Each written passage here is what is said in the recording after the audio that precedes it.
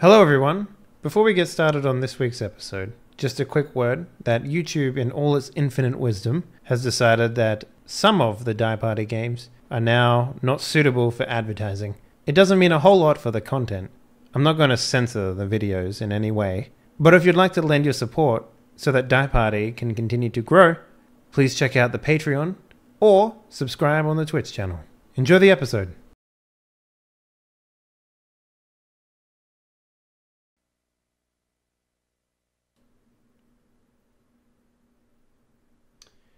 Hello, everyone. Welcome back to another weekly episode of Die Party Abyss, a Hollow Earth Expedition role-playing experience right here on Twitch. Welcome back, crew. We've got a full party. -1, but he's minus forever, I guess. So the beards rule supreme. There is no clean-faced motherfuckers up in this bitch anymore. The gentleman's club is back together. Be right back. Shaving my beard. Yeah. How's everyone doing? Did everyone see that fucking automated rocket launch test that just happened? Yep. That shit was dope, man. I didn't watch it, but I saw a few pictures and like videos and gifs of it, and it looks like a giant middle finger, like slowly going up into the sky. Yeah. Well, the promo picture they took, which I like, just looks like a penis because it's got like the big, like the tall middle tower, and then just like the tips of the rockets. So it's just like when the penis was invented by evolution or God, however you look at it. Aerodynamics was a thing, okay? Like, there's a reason it's shaped like that. But yeah, if you haven't seen it, go Google the Falcon Heavy test flight. It's an automated rocket, and it is fucking insane. Basically, like, in most rockets, what they used to do was they would just eject parts of the rocket as it, like, leaves the atmosphere, right? Now, those parts that are ejected, they fly back to the base and land perfectly because they're all automated. And basically, they hired the guys from Kerbal Space Program. The guys that have beat Kerbal Space Program, they all have a job at SpaceX now. Yeah.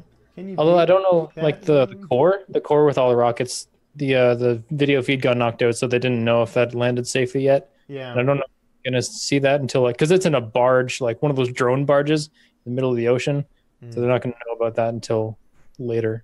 I don't know if it's a recycle rocket engine thing. I don't know if you can, but I'm sure it's mostly just to that would obviously damage be or whatever, is to have them either be reusable or become reusable in the future. Yeah, well, it's way easier to refurbish a rocket than build one from scratch. I don't know if I want to be in a refurbished rocket. You know what I'm saying? Only driven once. Only driven once. Good. It's like cheap. I just bought this refurbished rocket for like $20 on eBay. Yeah, I don't know why it was so cheap. It cost like $7 billion to make. Like, you hear a news story that like there's a car with a rocket engine attached, lodged in a building somewhere. Yep, that's it. Yeah. But that's really fucking cool. But I want to hear what you guys have been up to. Drummer Boy, free of his shackles, what have you been doing? Mostly chilling. Got the first Patreon tune in a while. Both of those are done. I'm just mixing them so we can send those out to the Patreon peeps. And, what was the mix this time? It's like the ambient electronic with guitar kind of stuff. Very, very little drums, so it's like good for sci-fi, cyberpunk kind of stuff. Nice, cool. Yeah. And playing The Witcher. I beat the main story finally. Oh, how far off were you? Maybe 2.5 hours, 3 hours. Witcher 1? Witcher 3. Sorry. Oh, you said The Witcher, and I was like, wow, someone actually still plays that. I did play the first Witcher. I played first Witcher, second Witcher, Witcher 3. Now what do you rank them in order of games? I haven't played the DLC yet, so that'll factor in. Don't worry about the DLC. Just straight basic bitch Witcher games. Where do you rank them? Witcher 3 is number 1. So Witcher 3 is the top. 1 is number 2, and Witcher 2 is the worst of the series. Now, was Witcher 2 the worst of the series for you because of how much they changed the combat system from the first one? It just didn't have the lore, like the soul of it that the first game had, that was brought back tenfold in the third game. Mm-hmm. Witcher 2 was more about like establishing characters and making an excuse for a war to happen. Yeah, they also got rid of the booty cards, so that pissed me off as well. But, yeah. Yeah, it was just like it felt like they were trying to make it a little bit more. It felt like they were trying to make Witcher 3 without all the cool lore stuff from the first game. So it's just like it fell completely flat. Yeah. For me anyway. Aside from that, like your plans after you finish The Witcher, you're going to take a break from it and then go back to DLC, or you're going to just jump straight in? I'm going through DLC right now. Oh. So I finished all the side quests before doing the ending, which I got I guess I got one of the good endings. Wait, there's multiple endings? There is. Okay, I wasn't aware of that. What was like, your ending? I think you get it's the same like big ending, but like the end story bit is like telling you what happened and the repercussions of the larger world. Oh yeah, right, okay. So like there's always like you could either kill Radovid or let him live, or like Ciri takes over the fucking Nilfgaardian Empire, or she becomes a Witcher with Geralt or whatever, that kind of thing. Mm-hmm. Wow, spoilers. If you haven't played it, whatever. I mean, it's like 85% off now. You should just go buy all Yeah, of them. just go do it. Just go There's no But- excuse not to have Dude, played it. The intro to Hearts of Stone, my God. All right, now like- this is where you're getting into spoiler territory because I haven't touched any of that shit. Because I needed Okay. a fucking break. Yeah, 'cause now it matters to you. now it matters to me. Just prepare yourself for like a full whiplash in tone, but it's good. Is that that's the vampire one, right? Or the blood or the drinking one, right? Like the Hearts party of Stone? one? Yeah. Yeah, you're at the party and everyone's like kind of making fun of you because like, hey, we're stupid, whatever. And then shit gets real. And I'm playing it on the hardest difficulty because that's just where the challenge was in the main game. And now it's like actually giving me problems. But it's good. It's fun. So Nice. Sheepy, hello. Good to have you back. How's your face Hello. and mouth and a region that we can see? That's a very personal question. I mean, that's what we do here. We get personal. So, yeah. Yeah, it's better. I'm having my tooth out on the 1st of March, so that's something to look forward to. Is it like the front one? It's like right at the back here. Damn it. So it's a wisdom teeth. It's a wardroom tooth. Yeah, it's one of those things. Yeah? Oh, I've had a tooth out before, and I distinctly remember the dentist being like, okay, this won't hurt too much, and then sticking a giant needle in my gum. Yeah, the process of making it not hurt too much was probably the most painful part, right? Well, the interesting thing about it, of course, is for whatever reason, it didn't really go that numb. So it fucking hurt when he started ripping the tooth out of my gum. What about if it did go numb, right? What about if it was completely numbed and that was just what it felt like numbed? That would suck to have that actually happen then. Kind of 'Cause the that, thing you have to question though, what would it have been like without it? Without that thing that probably didn't work. I love the Would it have idea been that he's just like, considerably worse?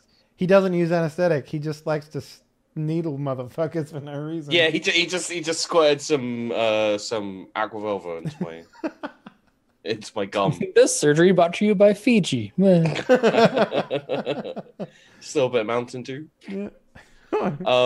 So yeah, that happened, and that's so I'd spent about 2 days being unable to sleep at all, and then my sleeping's been so fucked. Did you release any? You should have taken like your worst videos, right? Or the ones you don't like doing, and just did it while you were like high or whatever pain meds you're on. Yeah. Record a couple episodes where you're just like, this is fucking. I mean, that's pretty much what my videos were. During that, it was like there was one video I did. I think I was doing Oxygen Not Included, and I was falling asleep while recording it. To the point, have you ever been talking to someone while you're like really tired and kind of falling asleep, and then just said something and suddenly woken up and been like, what the fuck am I talking about? That's how bad I was. So yeah, I did a live stream like that as well, which was funny. Wow. I think Doc, you remembering that time we were I'm remembering that time we were talking and you were fucking falling asleep, and then you started telling me about someone breaking into your house. I was like, dude, what? And you're just like, what? What?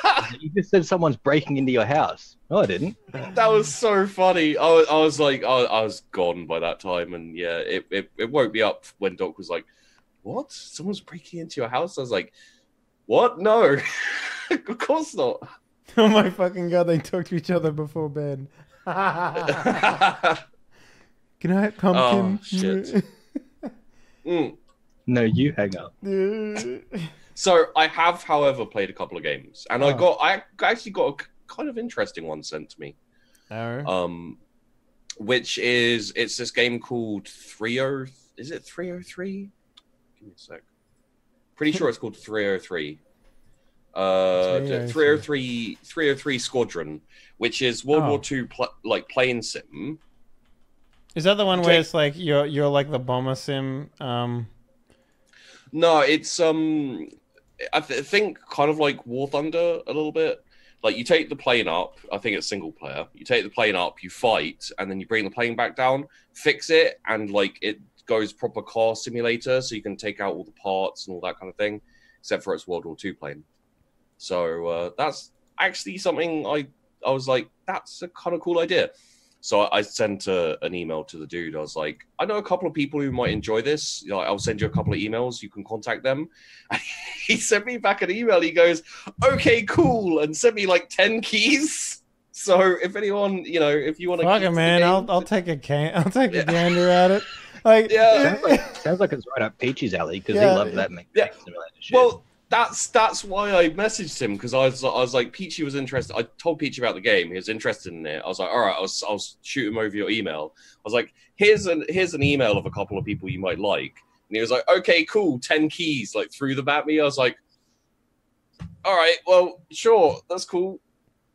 You should also maybe give it to Spooty, because he's an actual plane engineer.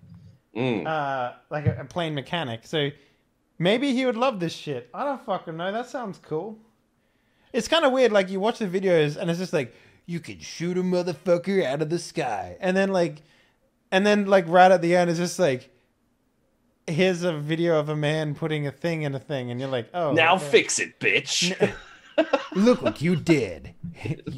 You made your bed. Now you gotta lay in it. And I'm like, okay. So, someone was actually saying it'd be really fun to have a shooter, you know, like a FPS game where you run around for like, you know, like Call of Duty, you run around in a multiplayer map and kill everyone. And then at the end of it, it's like, now clean it up, bitch. And it turns into Viscera cleanup detail. So you're just like... Actually, it should split off. Half the people should go to Viscera, another half should go to Surgeon Simulator. That would be really cool. Someone make that game, please.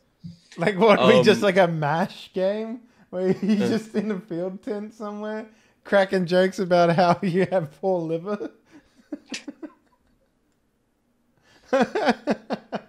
Okay.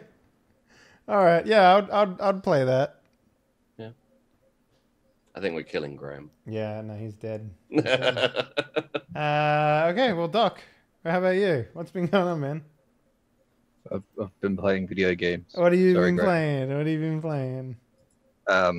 I actually saw RimWorld went from alpha to beta. They did the beta launch. Did anything fucking change? Is it still the same game?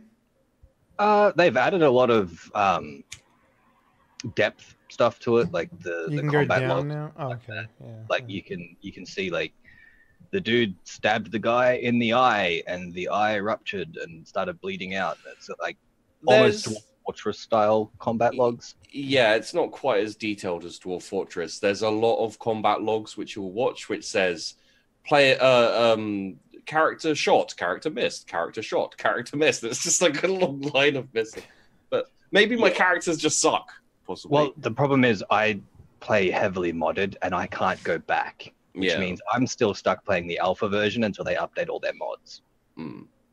So I've still got the combat extended mod, which is honestly I literally can't play the game without it. It's like you send a dude out to attack and they spend all day shooting at it like a fucking elephant and missing constantly, and then when they finally hit it, it's like scratch, big toe. Fuck.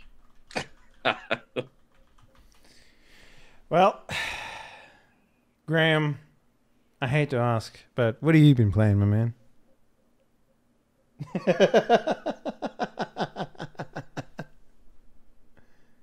Oh, he's getting out of bed. We woke him up. Hey. Well, guys, looks like we're out of time for this episode. It's been 18 minutes. It's the shortest. It was a good episode. It's the shortest intro we've ever done. Okay, Graham? We get XP? Yes. Everyone gets 1 XP. Graham gets minus 10. Fucking, I'm writing that down. What have you been up to, man? How's your building stuff coming along? I make stuff. I finished my paint cannon and sort I of. forget you're making weapons now. Last time we ended up- talked, you were making a fucking flamethrower. Sort of ended up kind of working, but it was really the whole project was more of just a test bed for video production, just Right. like how to the flow I want to go for. So my next project I think will be a lot better, because like I said, I originally planned for it to be a flamethrower, but then I decided that would be a bad idea. Yeah, for obvious reasons. So it was kind of like not really what I wanted to do in the first place. So I just kind of like finished it for video reasons. And Right. Yeah. Next project, pinball machine. Oh, you're actually going to make a pinball machine from scratch? Yep, that's what all my kids are doing. That's insane. Fuck, I didn't even think you could do Are we that. talking like full size or like table pinball? Full size. Well, Nice. theirs are all full size. My kids are all full size, and mine's gonna be more like half. Like a three-quarter. cocktail table sort of thing? Yeah. Hmm. Shit. Well, I guess someone has to make them, right? Like, I never really thought about like the whole process of putting together a fucking pinball machine, but A couple of years from now, Graham's going to be like, it's going to be Boston Dynamics versus Graham. I was thinking like since Mythbusters is off the air, you're gonna get a Discovery Channel fucking paycheck pretty soon. That'll Yeah. be fun. I'll have you know, MythBusters is back on the air. Really? Yeah. With the But two different. goods? Different people. Oh, pfft. Who cares? But in any case, I was looking at land in the middle of nowhere too, because I was gonna think about building a particle accelerator, but joke, even though it sounds like one. I mean, someone's got to build them, right? It might as well be you. Here's the thing, Dave. I'm gonna blow your mind here. Okay. You can build anything. Yes, go on. That's it. How far removed are you from becoming a stereotypical rub your fingers together villain? Already there. Oh, okay. Right. Anyway, Well, always when be- when a black hole gets made in somewhere in America, we'll know who to blame, I guess. Trump. Yeah, he didn't build the wall around Graham's fucking place, apparently.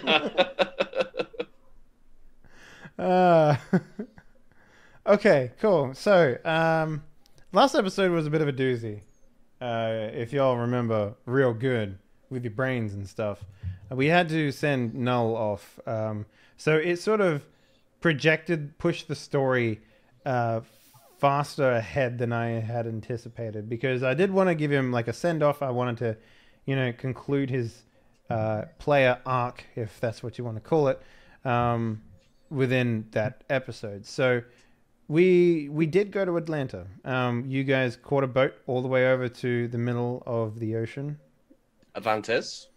Atlantis, what did I say? Atlanta? I did No. that. Yeah. I did that last. I did that Went last back to episode Georgia. as well. Yeah. I mean, look, I'm happy to go to Atlantis. Atlanta. See, Atlanta sounds like a made-up place to me. I don't live in America, so Oh yeah, and didgeridoo dong is perfectly valid. yeah. Look, man, when you go to Yorkie's Knob and you get yourself a couple of fucking Steak Sangers will talk, okay? But like, until then. Your country's silly. We have a fucking town called Bellend, all right? You just shut up.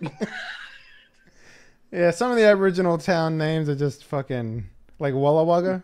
That's a good one. Well, I mean, the number of names that we have where it's literally the same name repeated, and you have to say both of them. If you only say one, people go, where? Yeah.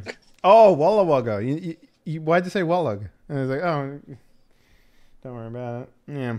You guys got a place called Lake Disappointment that Sunday I want to visit. So I just want to get there and make just like It's not this that is a good. disappointment. It's just It's like that guy who opens the fucking bag that says dead bird inside and looks in and goes, I don't know what I was expecting. exactly. I just like mundane shit. Yeah. So you guys made it all the way to Atlantis, the floating city, the city of glass, and they were met with a maze illusion, which was, I guess, never really explained how all of that stuff happened to them, but using the power of plot points and psychic technology in Marvels. You were able to snap out of that reality and found themselves tied to some surgical tables, Frankenstein style, like stead upright and stuff like that. After a brief conversation and an amazing escape attempt, you talked to the scientists in that group. Attempt? Excuse me, we got out. Yes, I mean, yes. Attempt doesn't mean you failed. That's why I said I mean, it was when an you say amazing escape attempt, it's like they tried to get out, but they were caught. It's like, no, we got out. No, you got out, yeah. Yeah, thank you. Don't diminish my achievements. Okay, next time I'll say escape success. There, good? Happy? Great. Thank you. Some plot was revealed. Basically, the short end, because you should go watch the episode because it's a great one. Imago, his family was originally a part of the people that came over. They had, much like the people there, the ability to live forever. And the way that their lives were ended, once people had enough time spent living, they were basically their souls were sort of pushed into this crystalline device that they had. His family took it, stole it, and they were basically hunted after that by these people, or escorts of these people. However, due to unforeseen circumstances on a cruise ship, he managed to get it pushed into his chest, and it became a part of his person, and that's how he developed his psychokinetic powers. Again, this plot was very, very fast forwarded, so we didn't really get to elaborate on that too much. Because of this, the people in Atlantis now cannot age, and they cannot die. And they've been here existing ever since then. A baby was born in that time, and the baby never actually aged from birth. So it was very weak, very meek. And yeah, basically it was, oh, we want to die so that this baby doesn't have to live its life trapped in an endless cycle of pain, basically. What resulted was the fact that Imago's blood was actually a catalyst for, removing whatever proteins or whatever's in their blood that keeps them alive forever and keeps them from aging.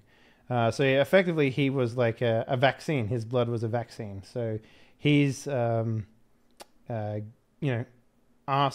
going to stay here, basically, and help them develop it. Having said that, this also might be a way to fight the never dying Nazi army that seems to be on the top side now. But yeah, that's pretty much where we left off. You guys are together again. We maybe having like some sort of like meeting or tea or whatever it is that you gentlemanly people do. But before we get to that, let's do some purchasing of experience points. Did anyone have anything that they wish to purchase?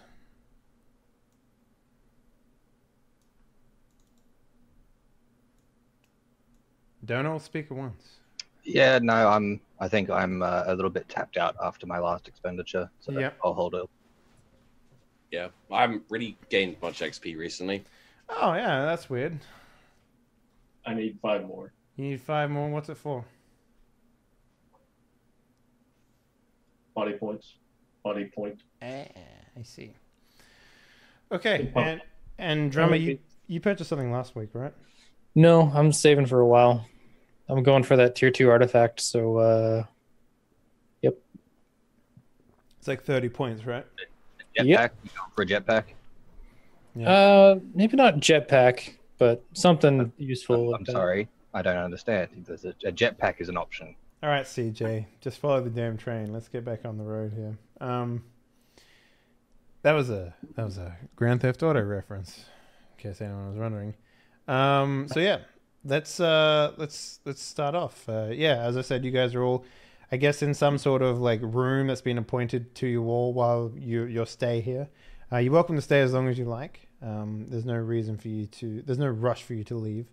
However, the Nazis are a part of inside of Hollow Earth now, and they have their eyes set on this place as well. So, whatever you like to do, it's up to you.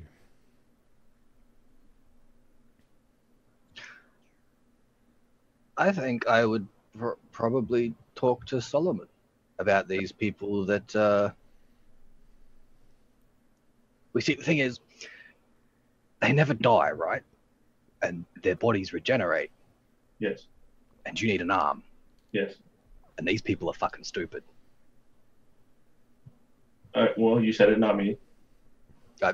I've interacted with them. I snapped a man's neck, and he just got up and said, "Please don't do that again." Pretty sure we can get you an arm here. Just putting it out there. Yeah. No, I'm there. I'm already there too. So what have I been able to observe about? Well, there's a couple of things. The first is that there's been some of the stuff that they talked about in the last episode was that while people can experience death, they do just come back. Like, for example, there are stories of people falling to the bottom or, drowning themselves, and then just eventually just sort of existing underwater without too much problems. Like, the water fills their lungs, they experience the death of drowning, but then they kind of just like get over it and they continue to just exist under the water without oxygen. I mean, it's a painful existence, but they can do that. There are, tales of people, they can manipulate the ground here. That's also something that was mentioned as well. Their blood, which is the blood that courses through all of your veins, though, because you all, as it turns out, are in some way, related to Hollow Earth and maybe a descendant of people who have escaped it. The blood that you have is not as it's a watered down variety of it, but you can use your blood while you're here, at least in Atlantis, to modify and manipulate the world around you. For example, they were able to build giant crystal spires, glass spires out of the dirt. And what they used to do was they would build them so high that they could reach the sun in the middle and try and Icarus themselves, basically. And that still wasn't enough to kill them. They would fall back down, and then they would regenerate on the way back down and die again as they hit the ground, I guess, and then they would regenerate back in. So they've tried lots and lots of things to do it. They mentioned gas in the last episode, and that's not really something that they've had the opportunity to synthesize. So, yeah.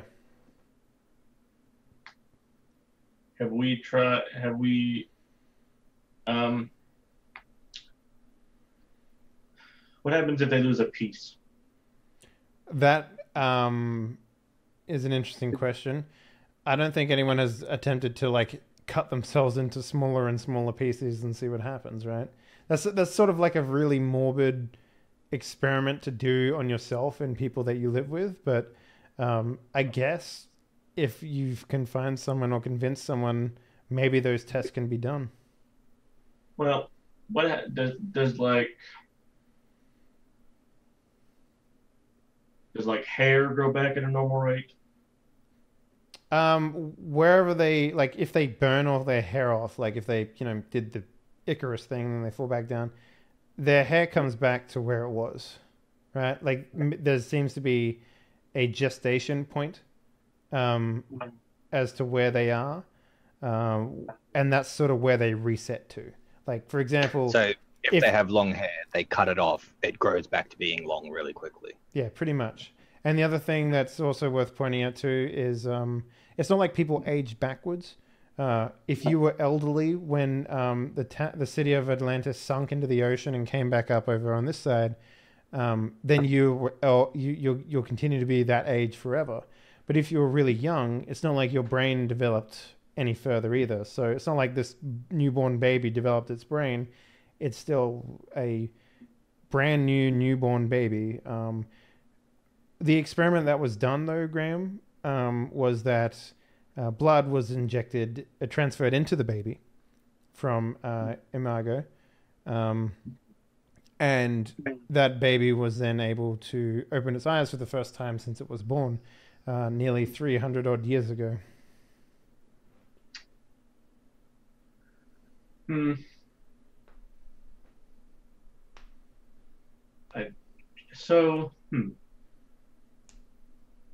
So basically, I need to find a suitable subject. Yeah.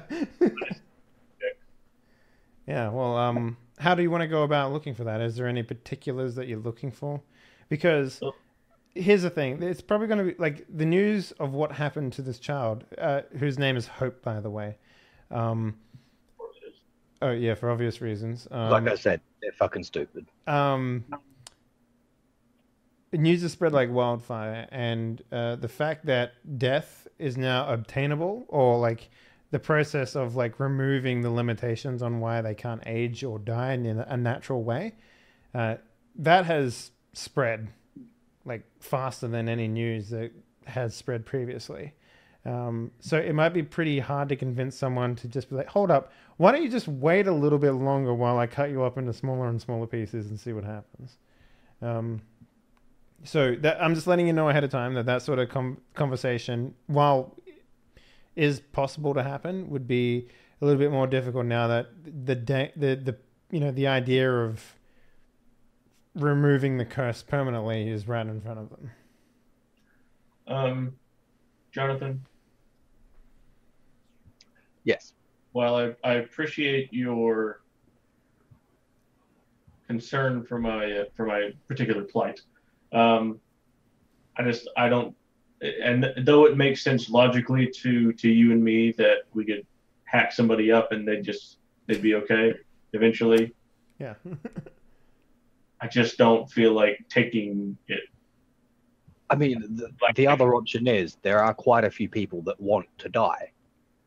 I mean, after they're dead, it'll still be fresh. Take a nice warm one. There's probably going to be just rows of them just laying on the streets. Yeah. Let me walk outside the room. What's out there? It is a stereotypical early 1800s British village. So we're talking like crops, sort of fenced off areas for front yards, and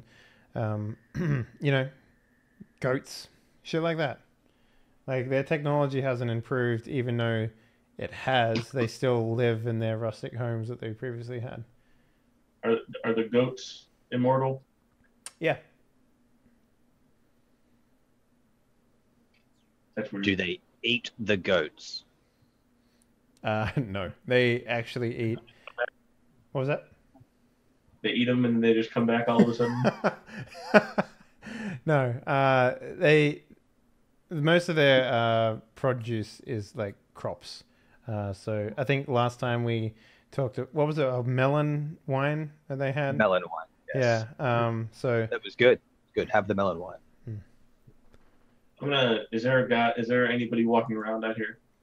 I mean, yeah. It's not like there isn't. So you can find someone who's going about their business. Hey, you. Me, sir. Hello. How are you? How's it going? Oh, I am ecstatic. Have you heard the news? Yes. Well, then you should understand. Hope opened her eyes, and I can't wait to be rid of this. So what are your plans now that everything is going to be okay? Well, I hope everything will be okay, and if it is, then perhaps we can go back to the surface. Hmm. Can I ask you? I don't think I get this far. What's your name, fella? William. William. Do you have need? Pleasure to meet you, by the way. He sticks out his hand, oblivious to the fact that you're missing an arm. Yes. My name's not important. Okay. Do you? Hello, not important. William, do you have need for doctors down here, up here, whatever? Oh, well, sickness isn't really a thing that's ailed us, though I can't remember what it is like to have a cold. So I guess no. Okay, so they know we're from the surface, Dave. I mean, you're dressed differently, right? Like, these guys have long outstretched their clothes that they came with, and doing the whole robes with a belt sort of thing going on, So we from the surface, right? Yeah. You've heard. I mean, as much as is as obvious, and plus I've been here for somewhat 300 years, and I've never seen you before. Yeah. So I'm a doctor, okay? Mm-hmm. I help heal people. Did you say kill or cure? Was that cure? Okay, yeah, okay. Heal. Heal, okay. Okay. And I, as you can see, I'm missing one of my arms. Yes, that's. I wasn't going to bring it up, but I'm So, glad you did. You is, can I have one of yours? I mean, Shit, man, I didn't expect you to just come out and say it. And I'll tell you this, William, it'll grow back. Well, are you sure of this? Because I'm quite attached to my arms, as it turns out.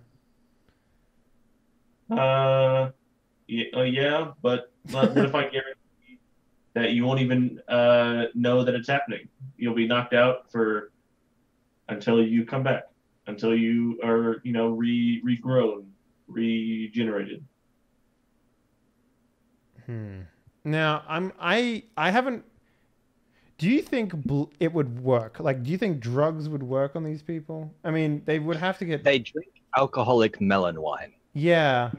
So it might work, but they might have a really high tolerance. Like you might be able to knock him out, but he'll start waking up quicker. Because you said that they drown, but then their body kind of adapts to it. Yeah, that's what I was thinking. Like, okay. Well, it's clear that my arm is worth quite a lot to you. I mean, I'll just go ask somebody else.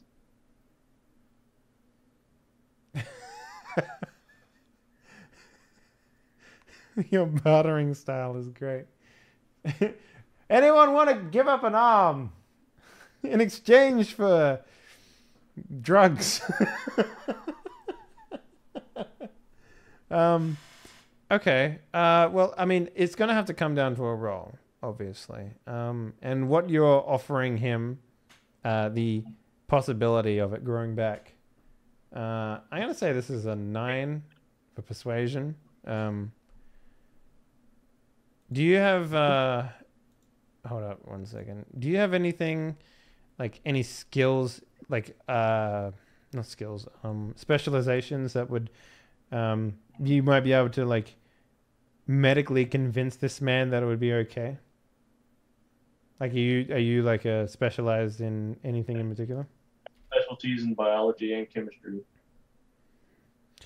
I could see either one being okay. Like, for example, chemistry. You could tell him about how the drug works and why it would be a painless process, and you could even attempt to make the drugs strong enough so that he wouldn't even be like by the time he awoke from its effects, that the arm would be back, possibly.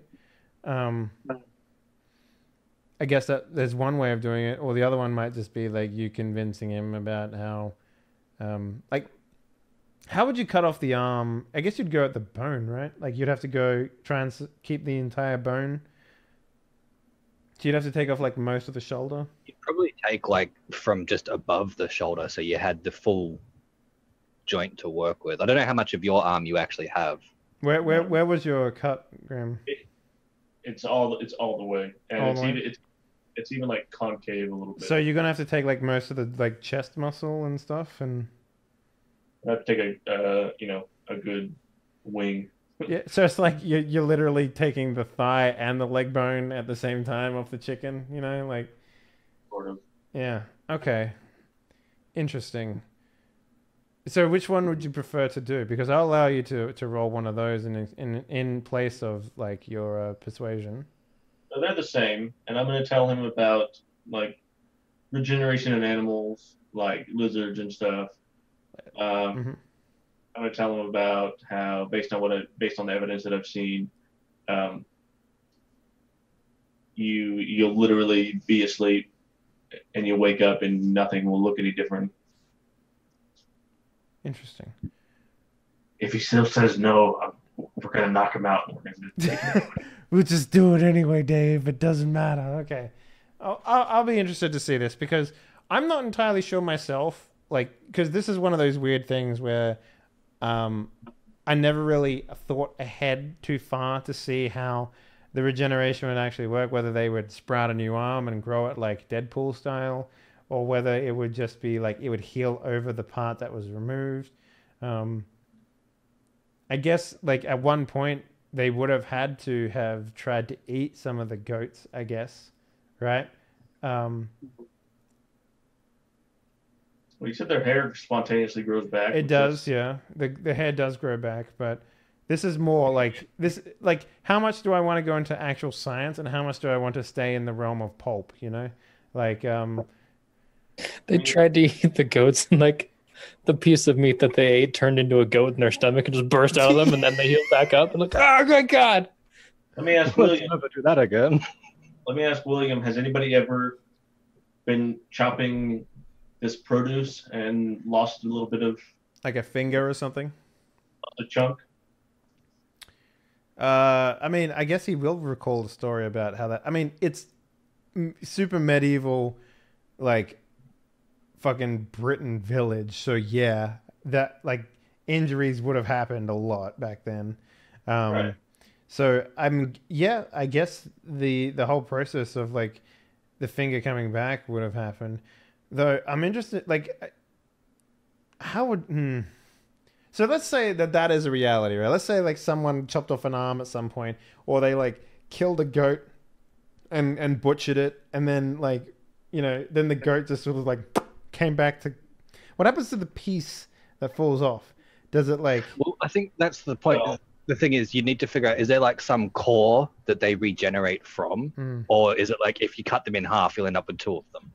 Well, if you'd like some GM way out of this, I have one for you. Well, I was thinking, All right? of their molecules belong to them, and no matter what happens to them, those molecules are still in the environment somewhere, Mm-hmm. and they just come back. What I was thinking, and this might be a little bit more sciencey, and it might help you sort of with the role playing a bit. Um, the moment that the blood sort of pulls out of whatever limb was removed, because it just reverts back to the age it was when it were. So it would be like a 300 or and something years old limb that just sort of like shrivel up because like that's the age it's supposed to be, right? So it just shrivels up and goes away, and Well, I mean, it might just shrivel up, but if you attach it to yourself, you still have that blood pumping through you, right? It might actually be enough to like keep that thing afloat. And I think that might be a better answer than it just like because I could just imagine a pile of fucking like weird limbs on the like just somewhere in this village that they can't get rid of. You There's know, some weird like, dude that just keeps cutting his fucking legs off. We can't make him stop. Lock him in prison, and he just doesn't care. Like 300 years later, he comes out and cuts his fucking leg off.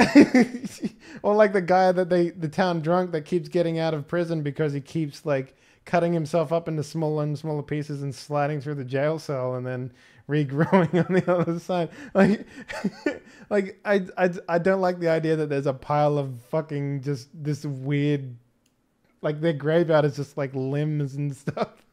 Like, I don't like that alternative. But so what do you think of that? Is that a suitable sort of response to what you're looking for there? Because it does do both of everything. Like it eventually will shrivel up to nothing.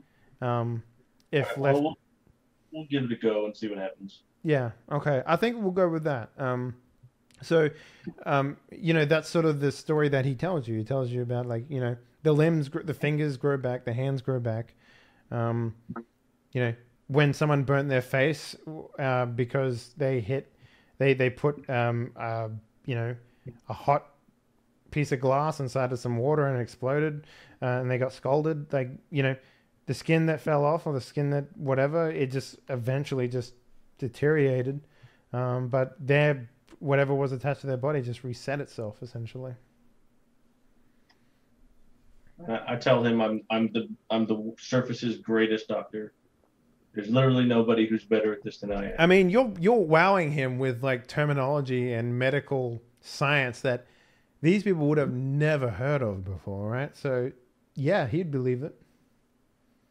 Okay. So Having a conversation with Owen Wilson. Wow. Wow.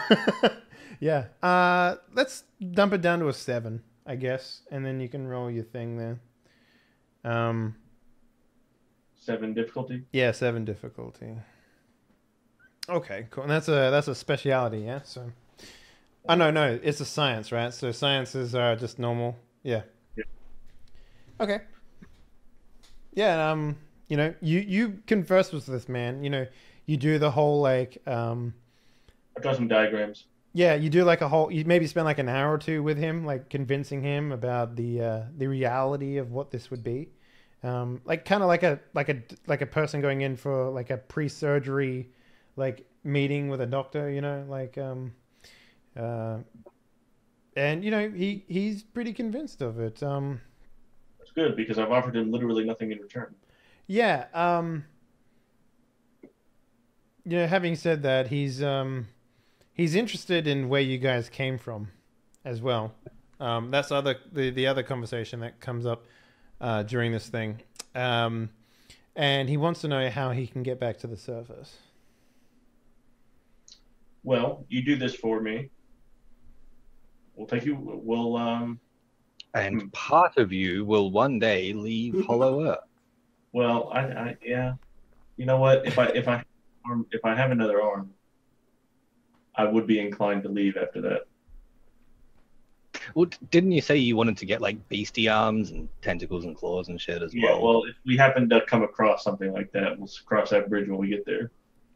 But I'll tell William that he can come with us. And if anybody's going to find a way to get out of here, it's going to be the world's greatest doctor and these guys. This is shrabbly bunch of people sitting around a table drinking tea. Yeah.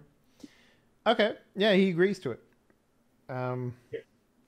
So, do you want to see if you can make some sort of concoction to knock them out? Because in terms of like anesthesiacs, or like, you know, tranquilizers or anything like that. They don't really have that here. Like, it's not really like an avenue that their technology, like if this was civilization, they didn't go down that tree, you know? I could suggest something that fits in with the science.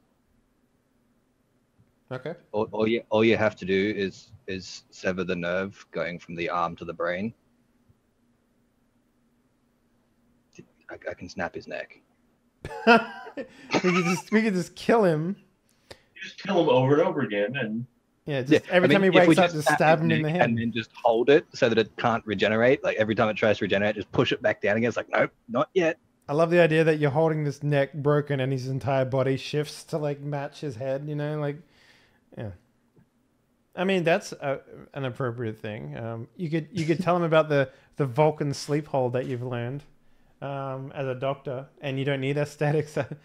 Just Jonathan Hyde at the head of the surgeon's table, just like, oh, he's waking up. It's like alternating. And I know that you're PCs, but I don't think Jonathan, like maybe this wouldn't affect you, but I like to think of, 40 years down the road, you're back on the surface, you have a family and kids because you've given up the hunting life. And what keeps you up at night is you reliving the moment of breaking this guy's neck over and over again while your friend cuts off his arm. We've kind of already established that Jonathan didn't particularly like the fact that he snapped that dude's neck and he got back up. Yeah. He was just like, oh, shit. Oh, I don't know. Yeah. So yeah, how would you like to go about the surgery there, Graham?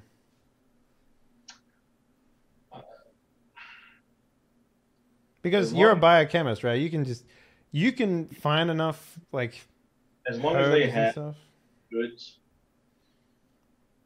I bet I could come up with something. I bet so too. And since this is a pulp game, I highly think you would be able to. Let's say that this would be a 7 difficulty. To try and synthesize something. What are you trying to make here exactly? Like a numbing agent on the arm, like a injection, like because you wouldn't have access to that. No, actually, you have a surgery kit, right? So I'm assuming you would have like a needle or something like that. Something that's going to be injected directly into his brain, so he. Like a spinal tap or something like that. Well, maybe not that. Hot lead would work. Just something to make him not feel pain at all. Okay. Interesting. And I'm going to need everybody's help. You're going to hold him down, and what are you going to do exactly? Well, I need to prep myself too, because you can't just put it on here. I'm going to have to do some some layers of removing the skin around the site. Oh yeah. You're gonna have to like do it like the moment you cut it off. Right. I have to sit there in pain while it's raw. Before I do anything over here, it's going to be very painful for me too. Interesting. That's a good point. Ice. What? Ice you would not have here. Like they don't have refrigeration here. Like that is I was thinking if we could at least chill the arm, it would buy him a little bit more time. I mean, they have those like the beds in the where we woke up with like tubes and stuff, so we could still have like blood running from him to his severed arm until we have to like take the tubes off really quick. Yeah, they have ye olde, what do they call it? Blood transfusion, like old style. You tap a vein, the vein does all the work for you, sort of thing. Well, I guess it would be artery. Is it artery? Artery pumps the blood out. Yeah, I guess it would be the artery. You tap an artery. So, yeah, I mean, prepping yourself. We can make this a couple of rolls, right? Like this could be like one of those extended rolls. You can, let's say, you can choose how you want to do it. Like you can choose what you want to roll. But let's say you're going to need, I don't know. You're going to need. What did I say for you for learning your language there? Difficulty 8. Okay. Yeah, you need a total of, let's say, 12 successes. The difficulty will be 8. for this entire surgery, like numbing him, cutting off his arm, and Let me start here and you tell me what to roll. yeah. So we're gonna go with and what we'll do, we'll give you like, I don't know, 3 rolls, I guess, for the process of the entire surgery. And you're going to need a total of, 12 successes, let's say. Difficulty will be 7. If you can manage to get over that with you can pick whatever skills you want for the rolls, right? So the first one might be, a medical one, or like a whatever one after that. Like,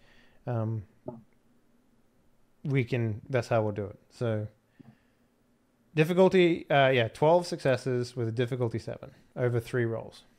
And you can pick whatever you like. So I know I'm going to make an anesthetic. Okay. Yep. With chemistry. Yep. And I guess theoretically speaking, whatever you do might lower the difficulty or the number of successes needed going forward. So if you super succeed making a like anesthetic or something like that, we can look at lowering the total of successes needed. Like, for example, so we'll go with that.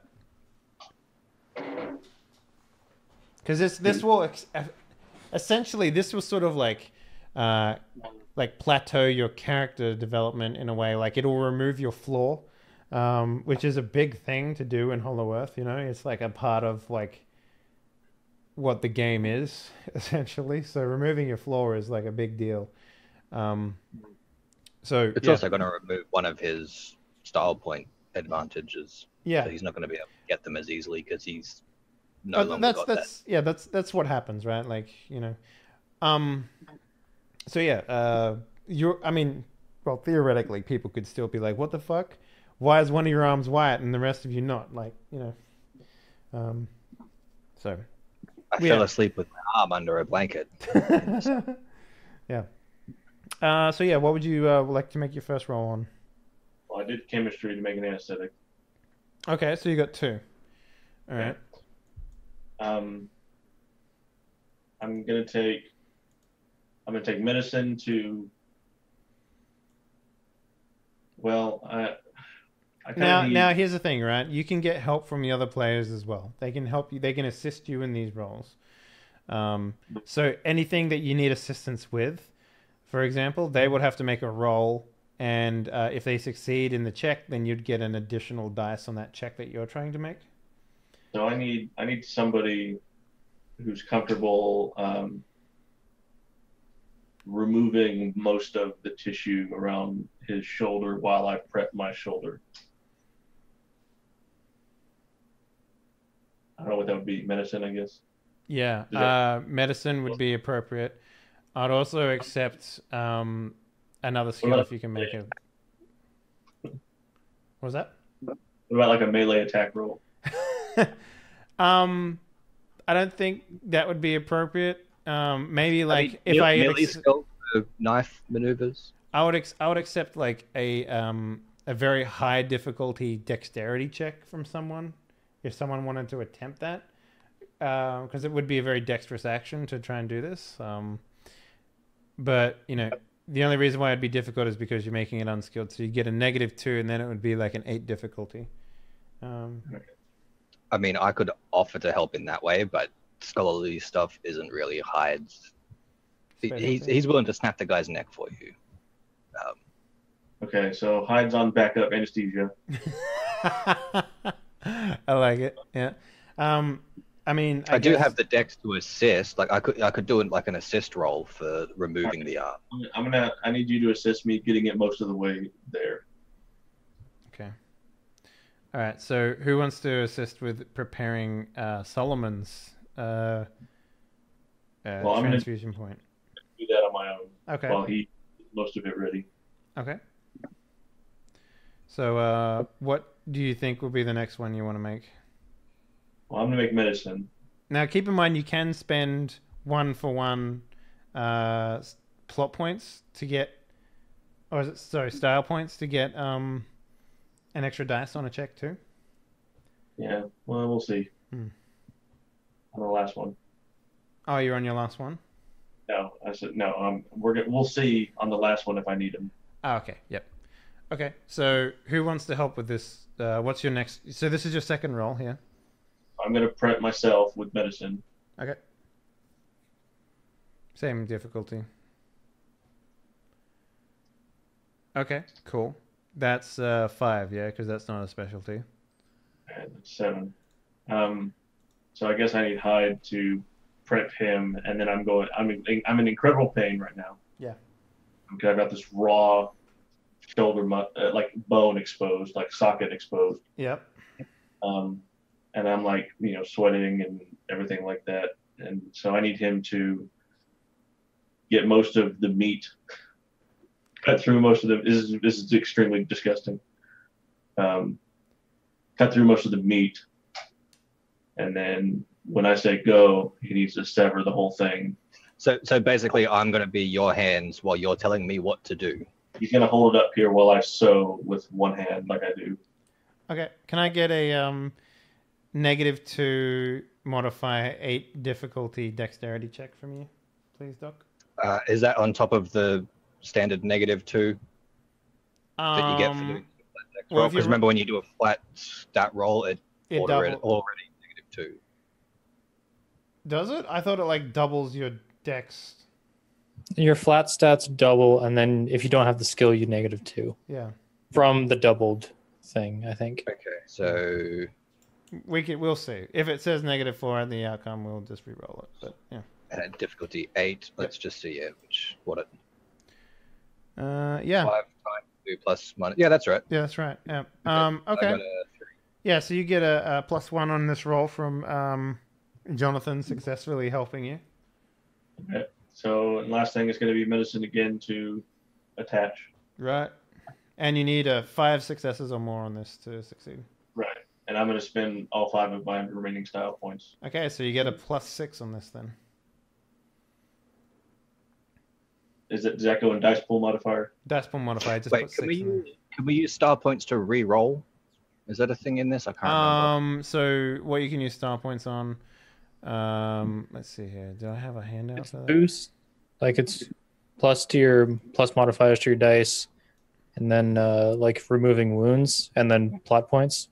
Because I remember wanting to re-roll something last couple sessions ago. Okay, star points. Bonus dice. You get 1 star point for 1 extra dice. You can do a talent boost. For 2 star points, you can increase the talent 1 additional level. So, for example, if it's like, plus intelligence or whatever, it normally works out the same thing if you spend 2 star points on it to get 2 extra dice, right? But if it's something like, blocking or whatever, right, you can spend star points to make it so that you can completely nullify an attack instead of only taking half damage from a block. It really depends on the talent, though. And the last one is plot opportunities, but that's not really relevant in this one. So here we go. Ooh, just yeah. So you feel yourself sort of, I guess, sort of blacking out a little bit, but you struggle through it, right? Through the pain, and you do successfully, because there's a lot of like minute like fucking surgery that you need to do, right? You need to reattach the nerve endings, reattach muscle and tissue, and what do they call it, ligaments and stuff like that. This surgery was basically just to get my blood flowing through it, and I'm gonna have to go through, because right now it's just a limp piece of meat, and I need once I rest, then I can go through and do the intricate work on the inside. Okay, I like that. Yeah. The arm is like not gonna desiccate immediately. I'm gonna rest. Yep. So the other characters can do stuff. Yeah. And then it's like that thing they do where they take a severed hand and just attach it to your leg just to keep it alive while they prep the arm. So how's William looking? I mean, you didn't really do much to like, staunch his wounds that he got. I mean, so he dies on the operating table, right? But were we supposed to keep him alive? But that's not really a thing too much, right? So what you do see though is he basically gets like, essentially, it's kind of weird.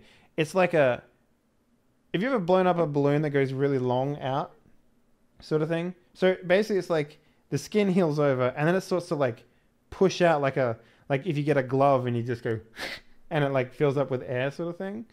All right, that's gross. Yeah. And then, you know, the bone starts to form in it.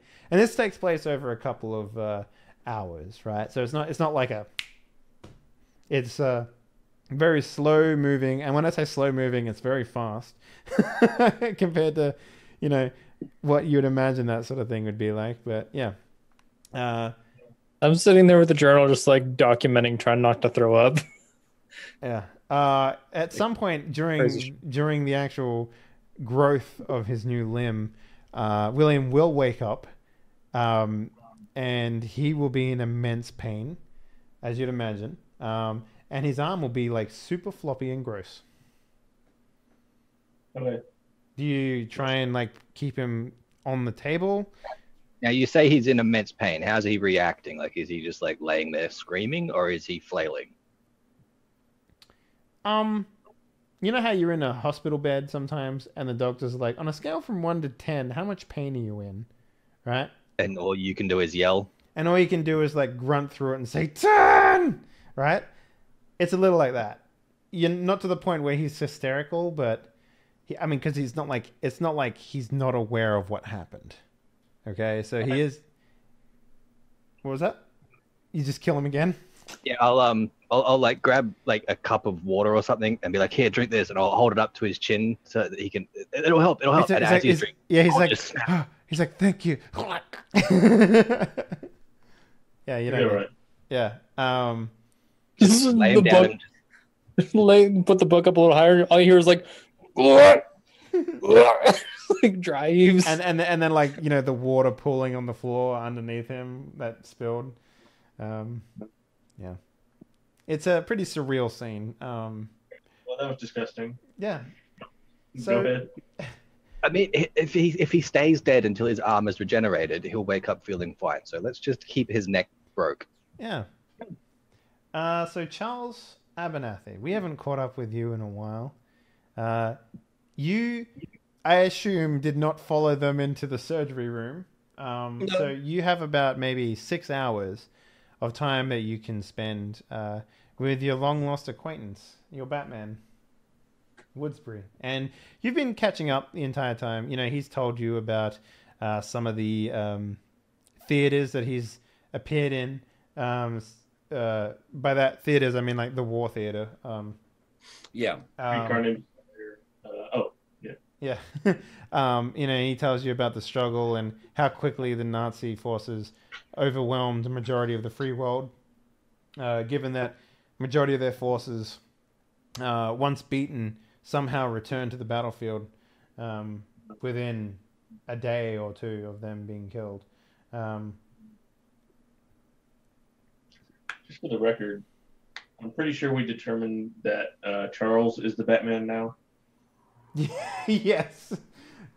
Yes. But he it's weird, right? Like when he came, when you first met him, he was very stoic, but over the couple of days or weeks that you've been traveling with him over to Atlantis, he's very much fallen back into how he was previously, probably unbeknownst to you, but yeah, classic relationship, yeah. So Classic abusive relationship. Yep. You know? Mm-hmm. But yeah, that's where you're at. So what are you? Oh, and the sergeant probably left. He didn't come with you to Atlantis, right? So Yeah. it's just your core crew and the Amazonian and Woodbury. Okay. Well, I imagine that Charles would just be probably having a seat, having some tea, just chatting. Yeah, as you said, like chatting with Woodsbury, like catching up on things. On a scale from 1 to excited, how excited are you about hearing about the war stories that's currently happening up there? Because you were a war man, right? That's what you were on the surface. Yeah. If I remember correctly, the first time we met your character, he was bringing the British rule to some Aborigines in Africa or something like that, right? Yeah, at that point, he was a bit more of an ambassador. Okay. Yeah. You know, he'd go into the jungle and open up negotiations with the natives and whatnot. Mm-hmm. But no, he was in the Great War, World War One. Yep. And he fought in the trenches. Mm-hmm. And he was. Yeah, war's very different. From what he tells you, there's a lot of the death toll is extremely high, like much higher than it was in the war that you participated in. I mean, the war was the death toll in my war was pretty darn high as well.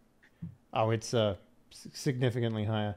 Like some of the Americas have actually been taken over by the Nazi regime at this point. Well, they managed to get over to America. Yep. So basically, every theater of war that was won in World War II, imagine it being lost. So they quickly swept the lands, basically. So, what about the seas? Do we still own the seas? They have this, with the invention of the U-boat and some of the other things that have come due to the desperation. Like the other thing that's worth pointing out too, the Nazi army has most of the technology in the theater of war as well. And they probably have the resources as well. Yes, considering that they've taken over they've taken over basically all of Europe at this point, and they're making their way into the free world as well. So, bugger. Does that what does that instill in you? Like, I'm interested to know like where your sort of like direction will lie, having heard something like that. I'd say. What was that, Greg? Like, it's a good thing we're here. Yeah. I'd say there's definitely a need, a desire to go and give Jerry what for. Oh, that's the other thing. He tells you that they're called. Oh no, were they called Jerry in World War One? They were the Hun in World War One. Yeah. So he affectionately refers to them as the Jerry, and that's interesting to you. Like it feels like it rolls right off the tongue. Oh yes. At the same time, I think even though he really doesn't have much of any idea of what's going on here, it seems to be fairly important. So, and he is on a mission from the king. That mission hasn't ended just because apparently 20 years have passed there, and we've encountered some pretty weird animals, big lizards and flappy, squawky birds. So, I think duty comes above personal desire. So, what was remind everyone what was your mission? What from Charles's perspective? Yeah, sure. He's not really sure. He was told he had to get on a submarine, and he did. There's a mission here, and by God, I'll find it. Well, you remember, like he got called in, and he was like, he is a spy to a certain extent. And it was like, okay, guys, there's something very important we have to go and find. Get on the submarine. He was like, okay, well, yeah, that wasn't we're in England. That wasn't really for king and country. But if you believe that you're on a mission from the king, then that's absolutely fine. Yeah, no, he's still insistent that he's on a mission for the king. Mhm. Well, for England. Yeah. So having heard that, Woodsbury is a little disheartened at your lack of enthusiasm to fight the good fight. But he falls in line pretty quickly with what you want. Well, I mean, we are fighting the good fight. We've got a very important mission here, and as soon as we figure out what it is, we're bloody well going to do it. Sir, if you don't mind me asking, what of... What's the German accent? I don't know. Is that... I Oh, don't sorry. know. I thought that was on purpose. No. 20 years have passed, man. Things have changed. Yeah, Sir, why don't we go back and fight the Germans? Nice, Woodbury. Why Hi. I've honestly, it's been a while since I played Woodenbury. Yeah, no, fair enough. So yeah, he'll basically like, sir, if you don't mind me asking, I can't drop the German accent. You'll have to excuse me. Alright, so shall I pick up a German accent? We can do it together. No, I could go into Hans. Oh no, I'm Hans. you put that shit down. Yeah, he'll basically tell you that perhaps we should find what the Nazis seek down here. Make that our priority. Well, I feel there's something. Someone's playing silly buggers, and we need to figure out who. And then when we do, we give them a damn good thrashing, and everything will be all right. I'm in agreement with you. That is something Yes. that we should do. Good. Well, I'm we gonna should have to ask look up what his fucking accent is now because I can't fucking remember it. It's driving me It's- bonkers. It's kind of like resigned, beaten down, kind of. Is it like? calm. Yes, Britain. of course. Yeah, Like, it's I a bit like that. I remember there was a bit more of a twang. Anyway, I had it down pat at the start of the game. Now I can't fucking do it to save my life. Anyway, yeah, but that's all you do. Then that's all you do. Yeah. So let's fast forward to recovery time, right? Unless Francis and Hyde, you had something that you wanted to do. No, I think I'm pretty well engaged with assisting in this surgery. Yeah. How does it Why make you won't feel? you stay dead? How does it make you feel snapping this man's neck over and over? You probably have to do it a total of 3 times before, It's a little bit like he actually wishes the guy would just die. Not just because he likes people to die, but because it's like, I keep snapping your neck, dude. Just fucking stay down. Please don't make me snap your neck. He's back up. Okay, I'll break your neck again. Now just die. Normally people die when their necks are broken. This shit is wrong. It's an affront to God. You need to get off this damn island. Is Hyde religious? No, but he's thinking about taking it up. But when he's stressed out and frustrated, he's just like, "Fuck it, I'll believe in anything if it gets the job done." Yes, I will pray to God if this man actually, if I prayed to God and this man stayed dead, he would like convert immediately, put on the little collar and everything. Probably still murder people, but bring them all on. Religiously murder people. Every single Yes. religion, bring it on. I'll take it. He would start the new crusade. He would reclaim the Holy Land. Deus vult. Francis, what about you? Now that like Francis, his whole like goal was to help Imago. Now that Imago's goal is done, he's been like ruminating on his own thing. He's like, he might want to get a transfusion of immortal blood before they leave. Interesting. Interesting. Like fully infect his own blood with whatever immortal thing. And thus begins the story of God King Francis. He changes his name to Michael at some point. Michael Francis? Michael Jackson. There you go. Michael Francis Jackson. Becomes a singer. Yeah. Okay. Gets bored of that, fakes his death. Yep. Yeah. Comes back as the weekend.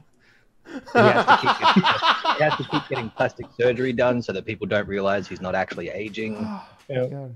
Comes I back would as the have gone- weekend. That got me, man. That got me. I would have gone with Bruno Mars, but Nah, I the think the The weekend Weeknd has- is pretty fucking close to Michael Jackson. alright. Yeah. Okay. Cool. So, do you want to try and seek that out then while you're here? Yeah, well, like I guess the best way to do that, because there was like a whole bunch of documents that I couldn't read when we woke up. Yes. I'm assuming that's relating to Immortal Blood and all that shit. I mean, you were in basically the R&D facility for like, how the fuck does this work? 300 years worth of documents. So, Yeah, well, I'm gonna go like try to find someone and be like, hey, you guys are all gung ho on dying. I want to live, so infect me. do you sneak in? Like, how does it work? Or do you talk to the lead scientist? Like, I talked to them first. okay, so you go seek out. What was his fucking name? Paul? No. What was his fucking name? I don't remember. It started with a P. I'm just gonna say Paul. Oh, Philip. Was it Philip? Yeah, I think it was Sure. Philip. So you'll seek him out. He's like, sorry, Jackson, Francis, was it? Mm-hmm. What brings you to my lab? You said we're from here, so I have some of the blood from here. Well, I mean, aside from today, well, relative time, I've I haven't seen you before, so I wouldn't say that you're from here in particular, but you had a relative within Hollow Earth of some script. Hmm. Well, since I'm maybe half blood, I'd like to become full blood. I don't follow.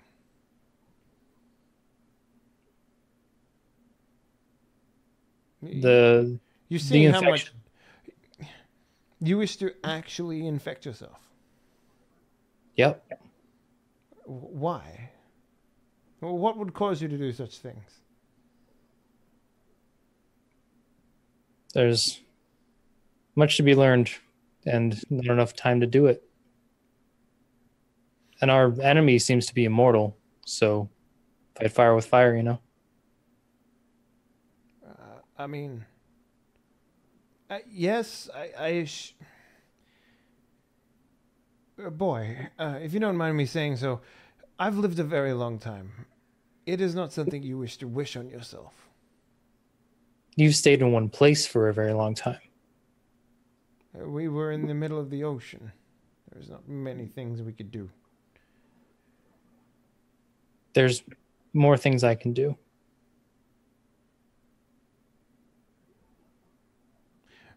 No, this is unethical. I won't subject you to Just this. snap his neck. He's weak to it. This is not something you want, and whether you don't see that now, you'll thank me later. Believe me.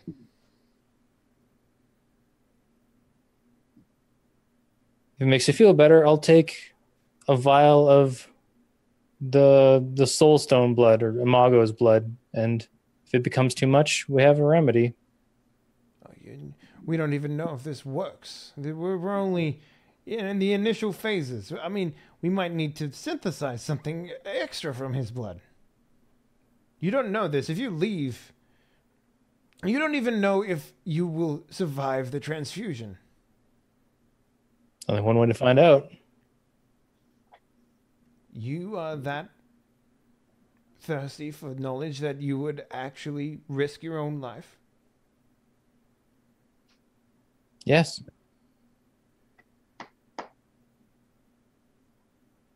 He'll sit down, glasses come off, he'll rub his forehead sort of thing, and just look around like awe-shocked, basically.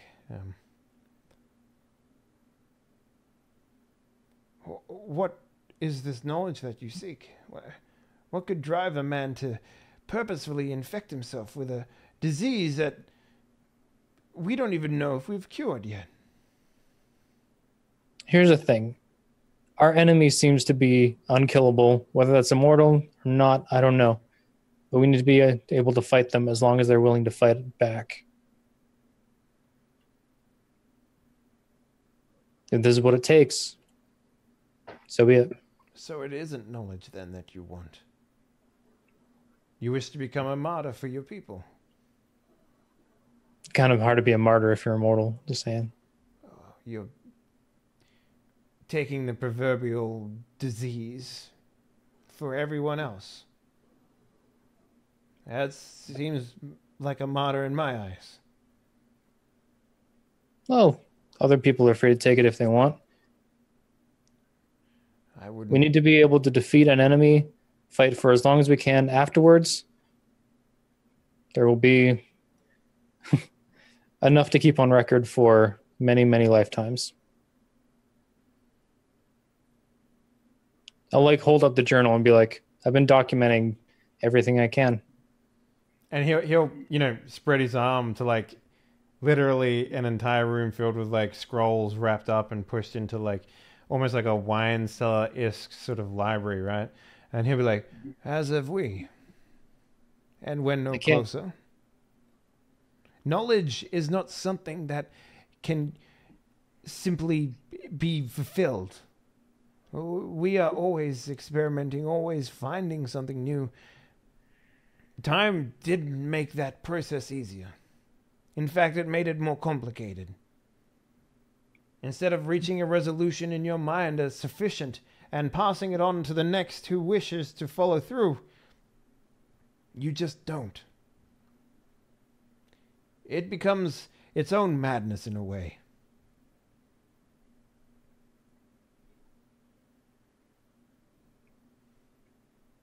Well, and I've learned more things than I could possibly ever hope to retain. I've forgotten so much already.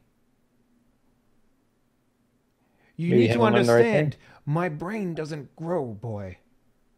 It doesn't retain things like it used to. You don't age. You don't create new pathways in your brain. You don't gain additional memories like you used to.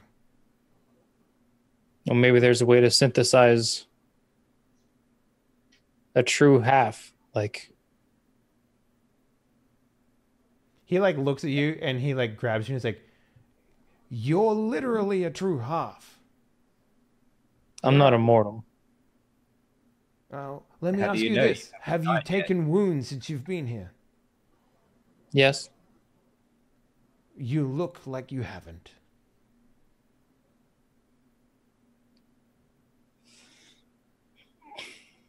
And let me ask you this. Did those wounds persist above when you were on the top of the earth rather than inside of it? I have no idea.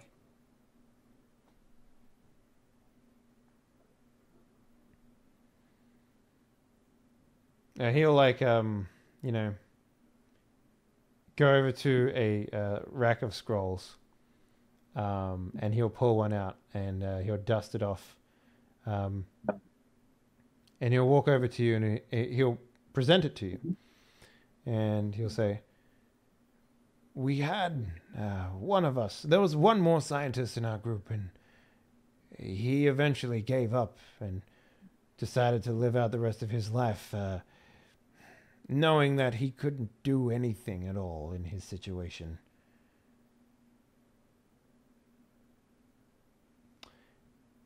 This is his last entry. If you want it, if you want to read it, by all means, I will help you with the transfusion.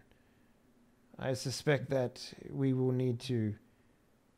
The process might end up killing you, as it is a full body transfusion. If you want the curse, you realize you're going to have none of your current blood in your system. And even then, what if the blood is, like, rejected? There's so much that I don't know about blood. Could just pump my old blood back into me.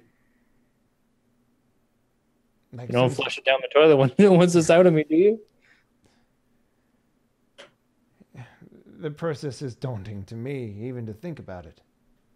Let me read this last entry then. Yeah, so basically it's like a log journal of experiments that he ended up starting to do on himself, mostly because he couldn't bear the facts that he needed someone else to, do it on. And it was mostly around the whole, like, because, they got to a point where they couldn't, as you say, bring in more information into their brain, because nothing new would be created after a certain point, and it basically just tells of how all of his, like, most of the stuff that he ends up doing, like, he gets halfway through doing something and then he realizes that he's done it previously, like maybe like 4 months ago, and it's a lot of what they go through is just repeating the same stuff over and over again, because it might seem new and it might seem like they got a breakthrough, but when they start to collect their notes on the subject, they realize they've already written about it. It's a lot of things like that. Yeah, well, for Francis, like, he thinks they've been here, just like in this city in the middle of the ocean, for hundreds of years, never venturing outside, like, never exploring. And whatever they did explore, they'd make sure they had, like, it's only like a day's journey out and a day back, or like however long. They could always come back here. Like, they never left home. Yeah, if you want to do that, I'm not going to stop you from doing this. So if this is something that you want to do, you can go ahead and do it. But you've been given the information that these guys have had, and we'll see how we go with that. So is it, like, the process will be literally draining you of your blood and replacing it with blood of a willing participant. Luckily, you have that man already on a counter that you could just be like, let me just poke that in there and just take that. We'd have to like pump his arm to get the blood moving because we keep killing him, so his heart's not working. Well, like, people here are like dying to get rid of their blood anyway, right? So like, so are you going to drain someone and kill them, and then watch them somehow struggle for like probably a couple of days without blood? well, like, they'd transfer their blood to me. Yeah, and what, you just keep your blood on the side? Either give my blood to them or keep it on the side in case something goes terribly wrong and they need to pump it back into me. Okay. So, is this something that you want, like, say, Solomon to help you with? Probably. So like, Sure, you don't want Charles to help you with this one. I don't Very want tea. dexterous. I don't want tea in my blood. Oops, dropped a tea bag in there. It'll be okay. Just That's the rinse it tea bottle. I wake up gray, like Earl Grey has infected my blood and my skin. You pee warm tea now. That's convenient. So yeah. After I basically wait for Solomon to like get well enough to at least tell him my idea and be like, can you help? So I imagine you've got your arm in like a sling or something, right, Graham? So it doesn't just like flop around when you walk and stuff. I'm laying in the bed. Okay, yeah. I'll tell him I don't think it's such a good idea, but I'm not really one to talk. He says as he like rubs his new arm into place, like. He says I can't do any procedure. I can't do any of the procedure right now, but I can talk other people through it. That's good enough. Because they've already done transfusions before. Because like they've been trying to figure this out for years. Weren't they draining our blood when we woke up as well? Like they were. Yep. So yeah, they obviously have the technology there for it. Yeah.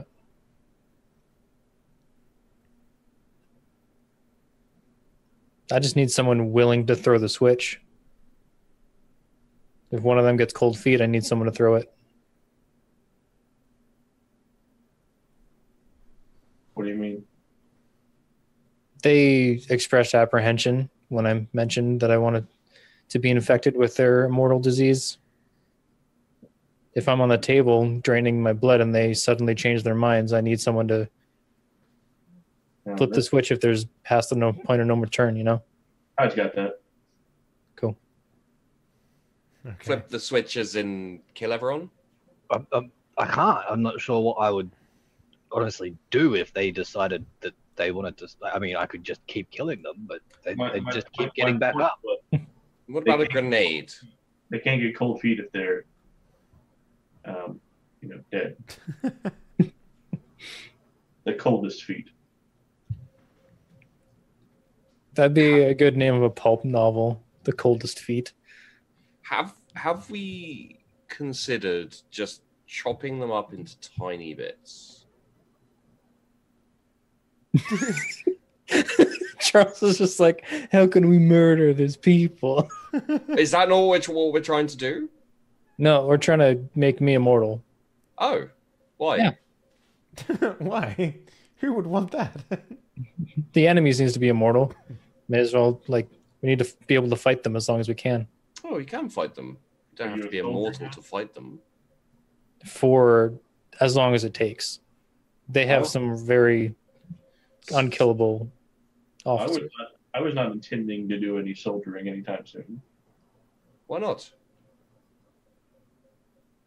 I've been there, done that. Don't like it. I mean, sometimes you still have to do it though, even if you don't like it. Yeah, but they're not down here, and we would have to go to them, and it's a long way. And I thought they were coming here. The Didn't man someone needs say it. they were coming here? well, I mean, that sounds like Francis's problem being immortal and all. That is a good point. So you're going to go fight them by yourself, are you? If that's what it takes. Jolly good. Yeah, fair enough. So who do we have to kill? The Jerrys, sir. Right. But they're not here. I'm sure someone just said they weren't here. No, they are not here, sir. They do have intentions on this place, though. So why do we have to flip a switch? I'm. So Is what? that not- is he, that he not- like grabs you by the shoulder and just sort of pushes you out the room a little bit. It's just like, come now, come. I'm sure someone said that it was. I'm sure someone said that it was code for kill. But So, there needs to be no roll. Someone remind me not to say metaphors around Charles anymore. Yeah. it's your fault. The whole golden egg thing is I know, entirely I know. your fault. I know. So there needs to be no roll to have this get done, right? I only need a consensus from you whether this is something you want to do. Keeping in mind that there is, I'm going to tell you right now, there's no turning back. Yeah, let's do it. Okay. So, you go through the rigmarole of finding someone who, one of the promised few to get the cure, right? That's sort of the scapegoat that they're using here. They need someone to give up whatever it is that they need. They don't put your blood in them, though, because they don't know the adverse effects of that.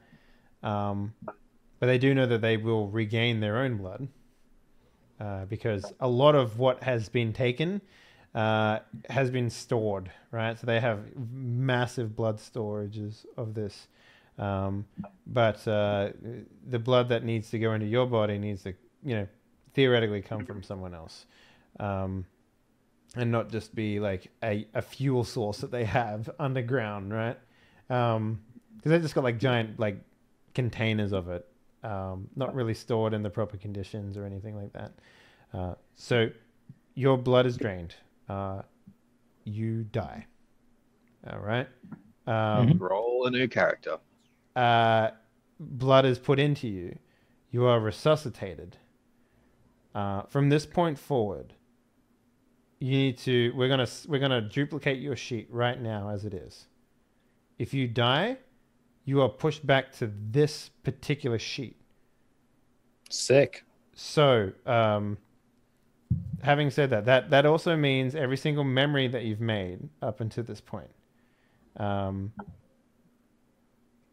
When you are resuscitated, No longer advance his stats either. he can advance his stats. I can right? advance my stats, but if I die, it goes back to everything that I'm at now. Yeah. So basically, your experience points that you've collected right now stay the same, and any experience points you get going forward, those will continue on that sheet alone. It's permadeath with the save point, basically. Yes, essentially.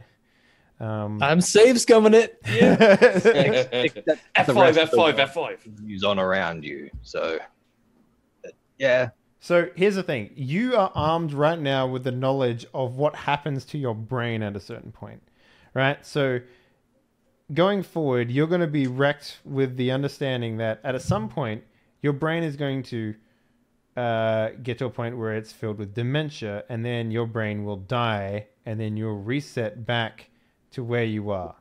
You effectively reach old age, but you'll reset back here every, say, I don't know, if you're lucky, 60 years going forward from now. So every 60 years that you live, you're going to be coming back to this point every time. Mm-hmm. That's effectively what the curse is for you. Yeah, but since they told me about that, I can kind of mitigate it with... You have the understanding of what you've read thus far. Anything you read after this point, right? Mm-hmm. If you die in 60 years of old age, that knowledge will be lost to you. You can start writing stuff It'll down. still be in books and stuff. Exactly, right? So that's the thing that you're going to have to spend keep. 10 years of every new life reading up on what you've done in the last 200 years. Mm-hmm. It'd be like, what is that crazy, stupid rom-com? 41st Dates or 51st? 51st Yeah. dates? Yes. They write it down. It's like, this is the video of us getting married. Oh, I didn't know. Yeah. So that's basically what's going to happen here. And you are blissfully unaware of that right now. If you ever throw yourself into, a tank, right? Or whatever, you'll wake up and your mind will just be back to this moment, and you'll just be like, how the fuck am I here right now? It'll be like a smash cut. Like you went on the operating table and you woke up underneath a fucking tank, somewhere else. You could be in the cybernetic future of 500 years from now, and Hitler could be reigning supreme on the land, and you would just smash cut to that. That's essentially what will happen. You'll just be like, there'll be large swaths of time that are just completely lost to you. So that's what you have right now. Congratulations on your curse. Sounds good. I'm down. He knows that he made this decision. He does, yes. He'll be smashed right back to the point when the last thing he remembers is being like, let's do it. And then he'll just be like, yeah. So that's what this curse is, essentially. I don't know if I would have taken that. I would have considered it. Yeah. It sounds good in hindsight, right? We'll see how it goes when if you do something really embarrassing, you can just be like, oh, fuck it, pull out a gun and shoot yourself. You'll never remember it. It'll be great. Yeah. Oh shit. Yeah. But I imagine, right, for the longest, figure out some awesome cure to some amazing disease, and there's just 10 out of 10 bombshell walks by me, and she's like, "Hey," I'm like, "I'm good." Yeah. It's like the wrong answer to it, like a different question, and it's like, shit, fuck. Yeah, it's it'll be interesting to see how much of your time will be spent rehashing a lot of the information and stuff that you've done in previous lives, right? because Mhm. because you have all your memories up until this point. So let's say you fully exhaust this current life and you die, and then you smash back to here, and then you're just like, well, I need to find the cure for whatever disease I've got, and then you spend the next 30 years rehashing the same fucking things you've just done, right? Well, Like, the difference is I know like this is my choice. Like yeah. I know everything up until this point. And this is what makes this decision really interesting, because that particular disease is fundamentally like you could write a story or a book about it, and that could be the entire thing of this guy just getting like, I think I see it like Memento. Have you seen that movie Memento? I don't know if I've seen that one actually. It's been on like I've been meaning to watch a whole bunch of stuff, but Yeah, that one's good. He ends up like tattooing like things that he's learned. oh yeah, that's on his body. Nolan's first one of Nolan's first ones, right? I don't remember, but yeah, it's a little like that. So it'd be interesting to see how you handle that.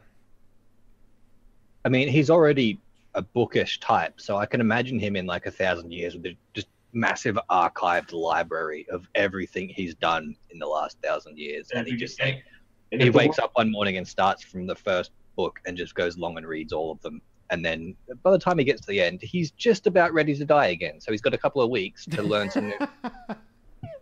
So eventually you get to the point where it's all on it's just like a PDF, and you just go and Yeah. that's it. Yeah, exactly, right. When it gets to the cyberpunk future, if it ever gets there, then this is like, oh, good, whatever. This is the best choice I've ever made in my life. The other thing that's worth pointing out, do you have any like persisting injuries? Like, is your eyesight bad? Do you have anything like that? No, I'm just forever a danger magnet. Okay, do you wear glasses? I think he does for like reading, but not for much else. Okay, well, you don't need that anymore. I think he just like, pop out the lenses because he likes the way they look on it. That make him look smarter. Okay. Yeah. So That's where that started. Yeah. now that he's had that done to him, I'm going to bring up the possibility that, after the eventual heat death of the universe and everything, there's Francis just floating around. Yep. And I'll be Yep. like, well, He'll end up forming a new existence into reality. He will become the new god. Maybe. That's there was a really old Xbox game about like people who were immortal. It was in like a really hardcore like fantasy Final Fantasy style RPG. It was literally about like your player characters are all immortal and they eventually just fucking forget who they were. Yeah, I remember that. That was like Odyssey something. Yeah, something like that. And that was in fucking a fascinating game. It really was. So, but how about we take a first break here on you coming back from your surgery. Many thanks to our Patreon supporters for this week's episode. Head on over to patreon.com/Henley to support the growth of Die Hard.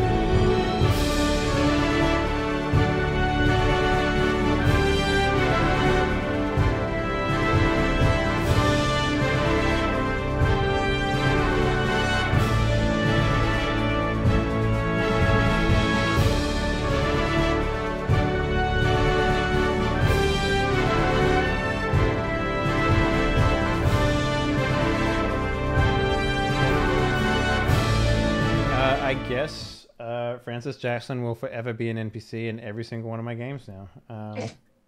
Sorry. So that's fun. Also, I'll try it a third time. Are you gonna dupe my sheet, or do I have to like do something? Oh, sorry. Yes, no. I will duplicate your sheet right now. Okay, just before like I change anything. Mm-hmm. Actually, if you run a Star Wars game Yep. again, Mm-hmm. that was a long time ago. So Oh, wait. technically speaking, Why did I do Jonathan's one? That's so weird. Hang on. Yeah, go on. he wouldn't be able to. He wouldn't be able to be in the StarArs one because it was a long time ago in a galaxy far, far away. Well, I But mean, time. Warhammer is all about that. well, Mhm. he clearly went so far in the future, time machine, and went way back. And he actually came back in time, got a bunch of different people pregnant, and that's how we all came about as half-breeds with part Atlantean blood. We figured it out. Oh, Fucking on that shit. All right, so you have a now new sheet called Reset Point of Francis Jackson. Oh man, good stuff. So, okay, cool. So whenever you die, this is still your sheet. So whenever you die, you will have access to it. So, good stuff. Good stuff. Good stuff. All right. Yeah. You seem fine. Yeah. No adverse effects. I mean, you try and read some stuff. Your glasses don't seem to work anymore, which is weird. But other than that, everything seems normal. I mean, you're a little dehydrated, and you're suffering the adverse effects of literally dying and coming back to life. But yeah.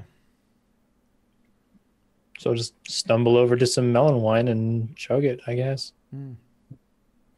Yeah. The other thing that's happened as well is you might have been a bit of a lightweight before, but man, you can put back some fucking wine these days. Sweet. Your constitution is significantly better than it used to be.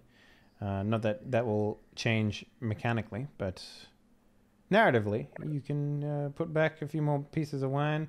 It'll take a lot more dosage of the truth serum to make you work.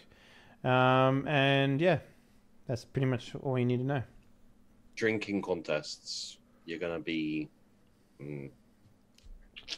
Nigh unstoppable. Yep. After the time machines, like the go forward in time machine, skip back, I'm the reason the rum is always gone. Makes sense. Makes sense. So, what do, fam?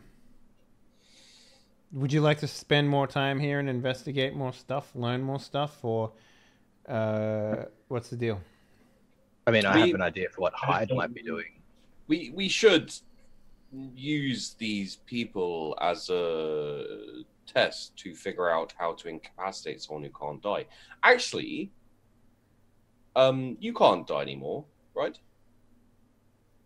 Theoretically. Do you want to test it? It was yeah, okay, I'll shoot him in the leg. You just like pull out a gun. Just... Yeah. Okay. What's the damage on your gun? I think it's quite a lot, actually. Damage is 3L. 3 lethal. 3 lethal.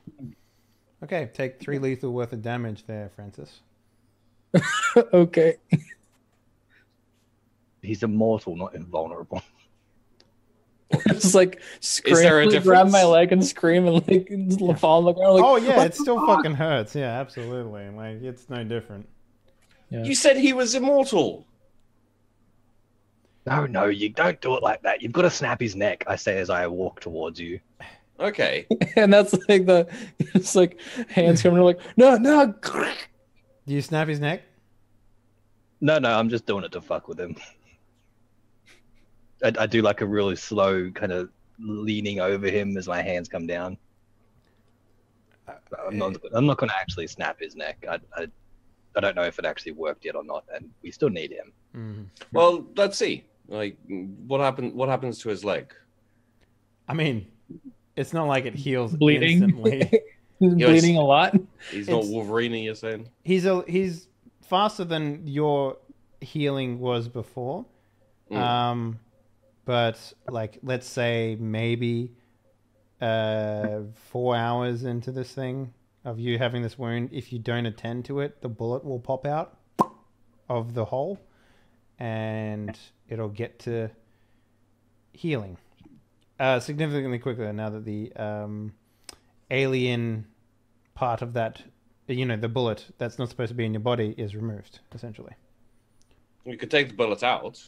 Ching. If you sword cane. If you do it again and you shoot him in the leg, and you take the bullet out, it will heal within an hour or two.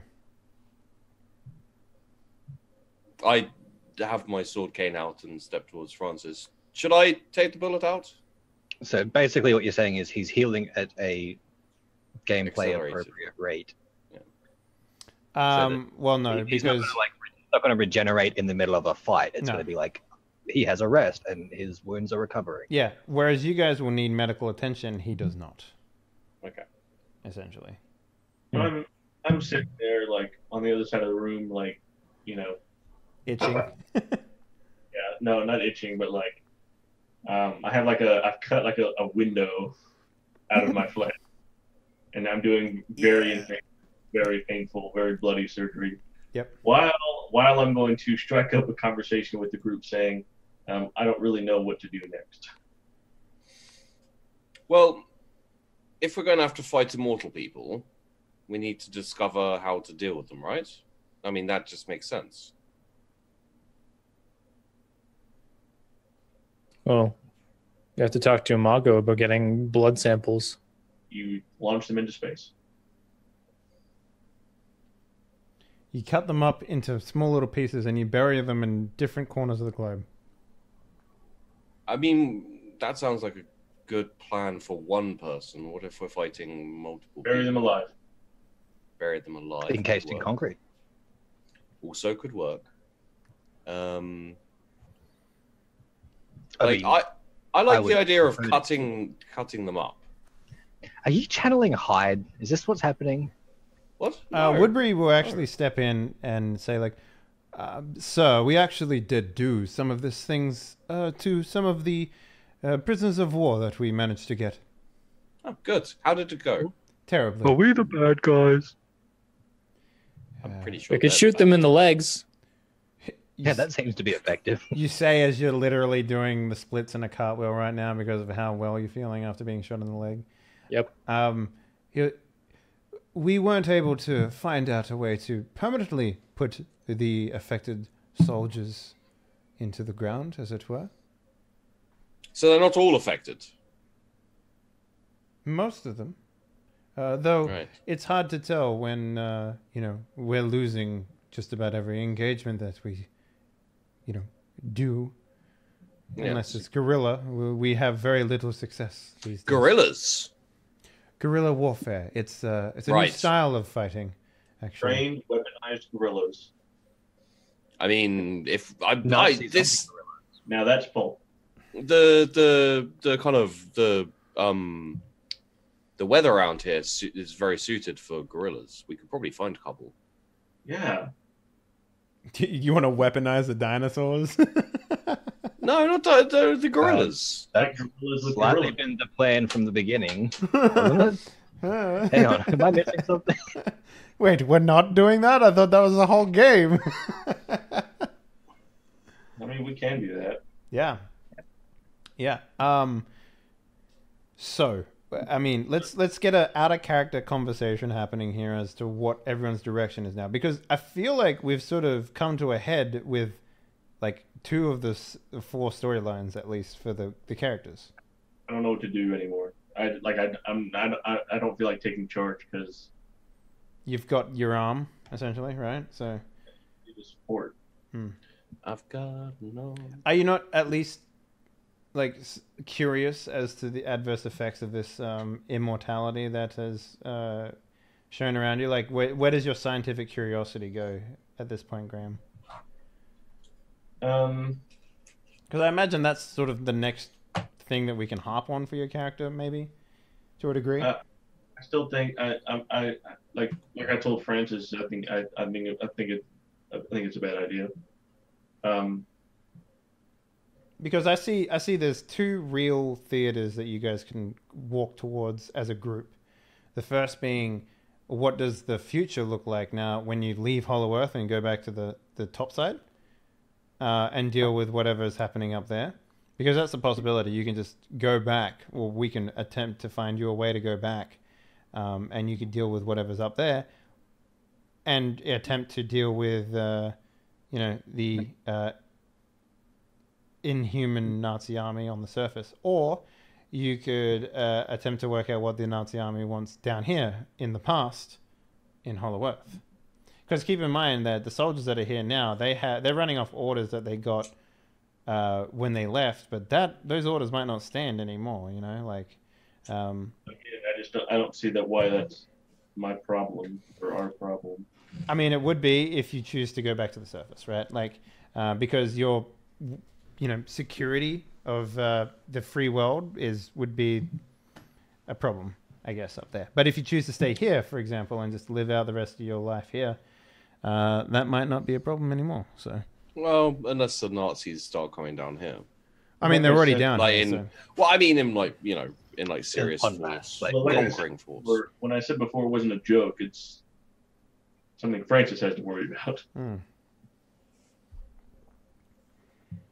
But where does the group feel like they need to take this? Because getting to this point was supposed to take longer, but the fact that Nullspeak bounce is unavoidable, right? So I can tell you what Solomon's. You didn't really let me answer the question. okay, Solomon's curiosity about the immortality. Hmm. If I was going to do that, I would have to find a way out first. Well, we have a way out. Like, I'm gonna ask Imago for a sample of his blood. Right, and Solomon would say, I don't think that's good enough. but how would you leave Hollow Earth though?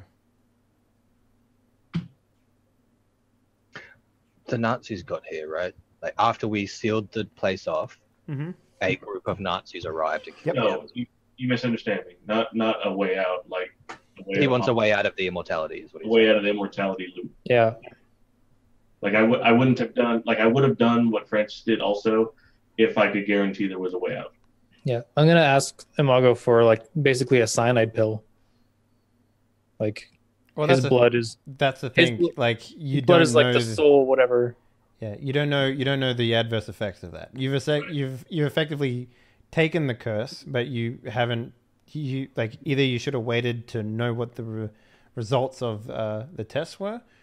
Like you could have spent theoretically a couple of months down here, like did a time loop or time skip or something, to work out what that was before taking it, because there might not be a cure for it. Well, as far as Francis is concerned, that's the thing. So like he'd ask for some anyway. If they're gonna leave, then he's got at least what he thinks is a cyanide pill. Oh no, he'll give you like a blood bag. Like you can get what you need theoretically, but the one thing you won't get is answers, right? Like you won't have the solution. Yeah, answers will come in time, and I've got plenty of that now. Apparently, Maybe they can use their Atlantean magic and create a crystal shard with the blood inside it. That turns out to be the same shard that was stuck in Imago when he was a child. And we got the time loop shit happening again. and I was the one that climbed on the boat and shoved it in his, or like killed his. You need this because I need you to have this in the future. Yeah, there we go, done. I mean, that would be a pretty cool way to like transport it around, though. They could actually like grow some crystal around it. Instead of just like a blood bag, you can have something secure. Mm-hmm. Well, and I mean that's kind of what they have here, right? They don't have glass furnaces, right? They have like like a beaker made out of crystal. Like they can effectively grow what they want from the sand of this place. So. What are the odds of getting some very small, almost like the size of I don't know, about the size of this thing? Like a bullet? A You want glass like with a little sample of blood inside of it? I mean, you could theoretically make blood bullets. That wouldn't, if that's what you're asking you want to do, you can do that. I'm thinking that could be an option if we can shoot them with the cure to what is making them immortal. We have a way of putting down immortal Nazi leaders. It's a good thought. If the blood is essentially the cure, that's the big if, right? Like there's there's no real way of knowing. I mean, you could just go and kill that baby, see if it dies, right? But Question. Yeah. The Germans are the Nazis are affected by the memory loss, the same as us, right? The same as other immortals. Well, you don't know if this is the same thing because they haven't come to Atlantis. Mm. Right? That's the one thing you know. They have immortality somehow. Okay. Yeah, it might be something completely different. They've got the amulet of another guy. Mhm. Well, they were looking for like the Fountain of Youth or Everlife or something, and we don't know if this is it. Yeah. Yeah, that's the other thing too. That's the other thing you do know. They were looking. They had distinct orders for the Fountain of Youth. If what you have is true, right? Like let's assume a couple of things. The first being that the Nazis have a way back and forth. Let's say they found the Fountain of Youth, and that's the reason why the Nazis on the surface are immortal. That's a good solution to that. But let's say that they don't have a way back. They're in the same situation as you. Like the forward party that was sent here is limited in number, and they can't get resupplied by whatever reason.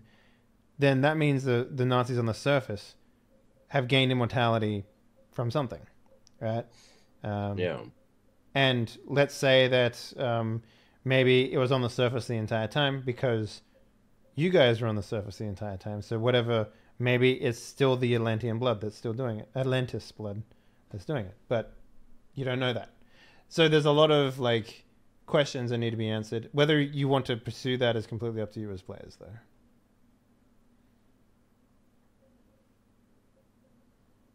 Well, I would just love to know the sort of direction you guys wish to push Forge into. Like, if you want to know, like Francis's main goal now, it's like his revenge. He sees his revenge as complete, sort of.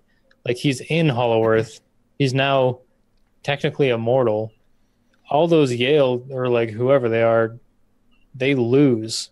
yeah, I mean they lose by dying to old age, right? Like, Yeah, or by dying by Nazis or dying to old age. you Now- win by process of elimination, essentially. Yeah. Yeah. Now it's like, it's either I have to embody the Terra Arcanum and keep Hollow Earth safe by like either closing stuff off or just being immortal and gathering all this information, making sure other people don't get it, or like completely shut their Terra Arcanum out, close Hollow Earth as much as I can, and just like both the Thule Society and the Terra Arcanum can't get here.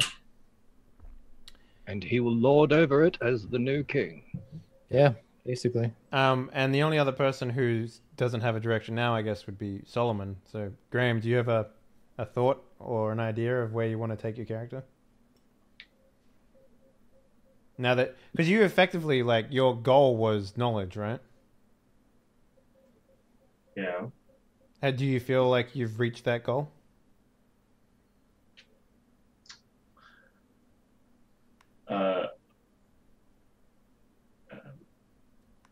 I don't know. I suppose. Okay.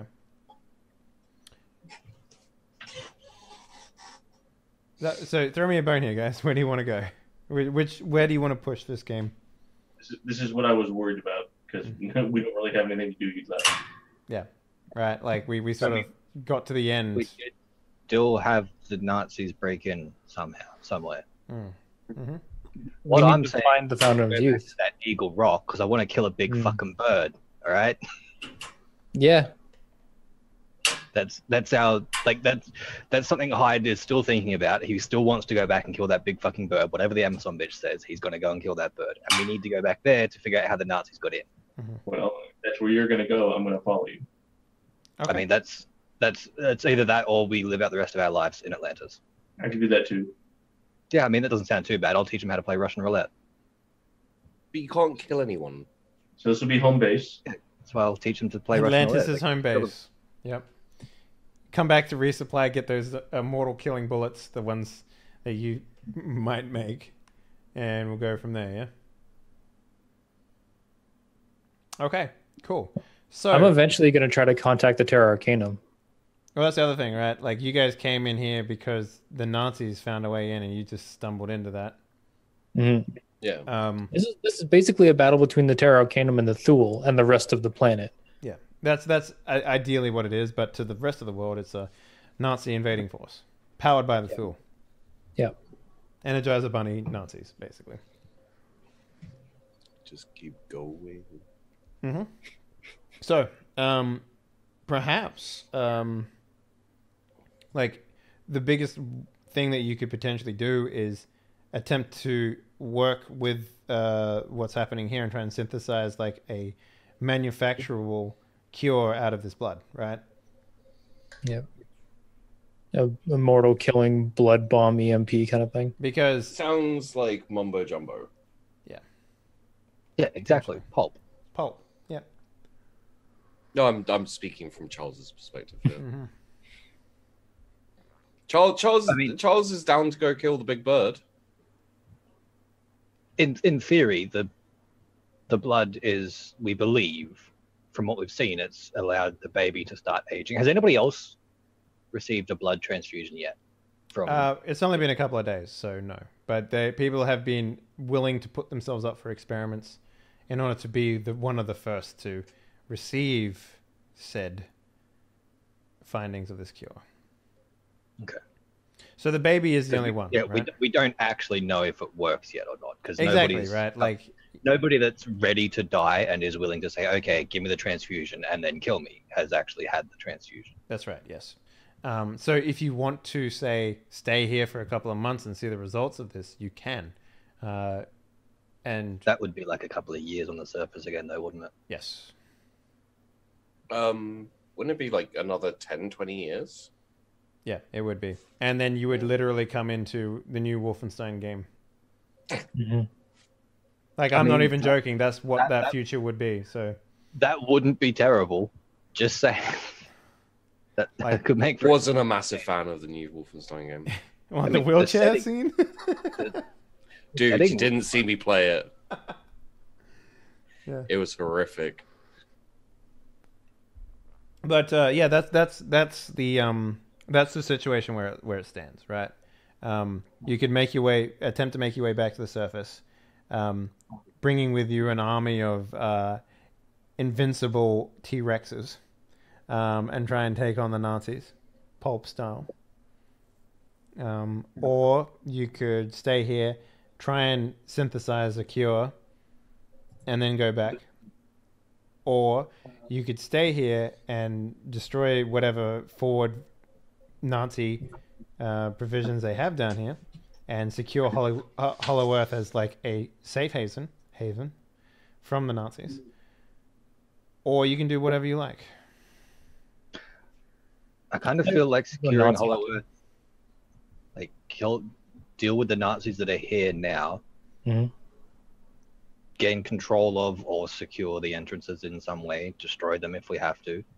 Well, I mean, there's not going to be much point in going back to, I don't know, the real world, I guess. The surface. Yes. Because we have no new information with which to fight the Nazis with, right? So the best thing to do is to gather information here to the point where we think we have something to tip the scale of the war. Yeah. I mean, that's basic tactics. Yep. We need to go fight some Nazis and find ourselves a MacGuffin. Yeah, there you go. I mean, if there's something down here that is making the Nazis invincible, we can destroy it, and then the war will turn. Keep in mind, there is a couple of so Jordan has mentioned previously that he is willing to come back for a couple of episodes, Final episode, like whatever. a couple final episodes. So theoretically speaking, you can use him in that way if you can find a way to do that. But yeah, like I'd love to get an idea of sort of which pathway you guys are willing and wanting to take. I think I'm we should leaning clear out forward. Hollow Earth. Yeah. We need a base of operations, and the entire Hollow Earth sounds pretty good. Yeah. And this is probably the place to, like, if I'm going to contact the Terra Arcanum, I can probably find a way to do it from here. Mm-hmm. And there might even be some survivors or, people in the Terra Arcanum that are here that might be able to help you. But What about that American chap? I think he was a general, soldier. Yeah, he's not with your party, so you could attempt to find him again if you like. I mean, last I remember, I was talking to him about time. Yep, and eggs. He's still studying the diagrams, trying to understand the whole thing. Well, I think if everyone is down for it, I think we should do a little bit of reconnaissance. All right. Out in the world. That's cool. I was just kind of thinking about what Solomon's thinking. Yeah. And if he could, he would like to go back home. Yep.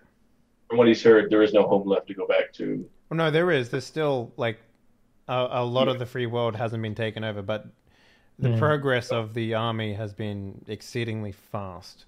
Right. My home being in London is not far away. Yeah, that's probably like the probably near the closest to the front line of all the places that are like considered Western, if that makes any sense. So in that case, I'm more than happy just to stay here, and you guys go do what you're gonna do. I'll establish a base camp. I mean, theoretically speaking, you can build anything you need out of crystal glass, right? But is there anything that you would want from the surface in order to like do what you need to do to build the base camp?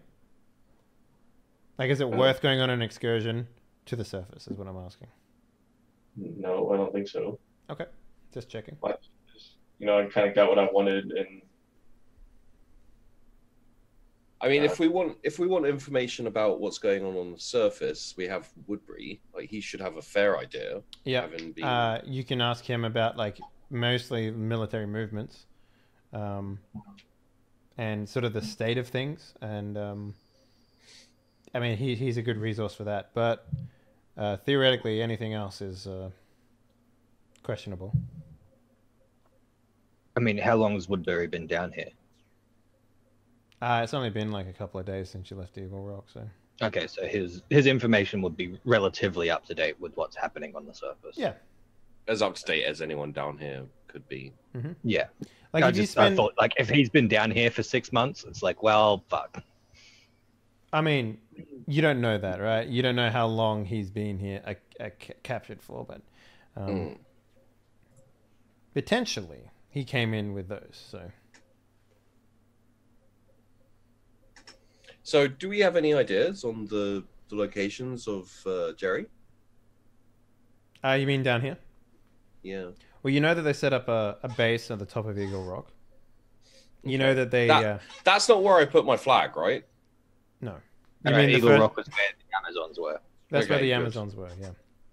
Bastards better not touch my flag. And you know that the place where you had the fight with all the savages on the boat, you know that was sort of like somewhat ground zero for them coming in.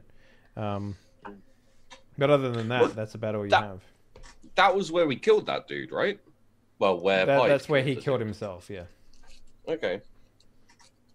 He didn't come back, did he? Do we? We haven't seen him?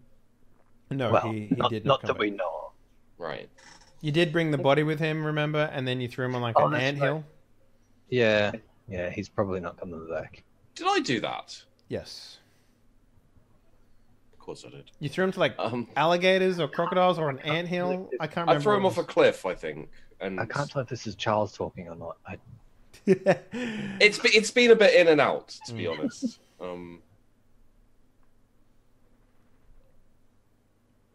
Okay, so there's 2 options of places we could go and look at.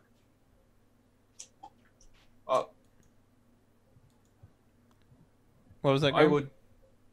I'm waiting for something to happen. Yeah, I just want to get an idea where people are directing their attention these days. So it's either for me back to Eagle Rock or looking for a column of smoke where we can think of where another. Okay, so the plan is to go back across the water to find the Nazis. Yeah. Probably, yeah. Okay, and do you guys? We can't really wait here for them. Like we can, but that's probably not a good idea. Yeah. So where do you go? Okay. So how long do you guys? What do you prepare? How long does that take? I'm ready to go. Woodbreeze. I would like- got everything sorted. I would like some blood bullets. So however long it would take. Like, I don't mean like, give me a box of them. Just give me a few that I can test. If we come across like a Nazi officer that doesn't seem to die, I can shoot him with one of those and see what happens. All Live right. trials.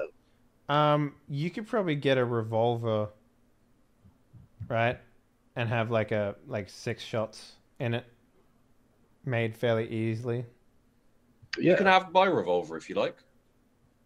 Well, I think you might want that at some point. No, I think- I've got my stick. A bunch of guns from the Nazis, don't we? You do, yeah. Okay. Like they're probably Well, not yeah. revolvers, but you have like Lugers and stuff. Like, yeah. Yeah, but my revolver is actually quite nice. It's a Webley. Yes, I know. I was using it to execute Nazis at one point. Really? When? When did I give that to you?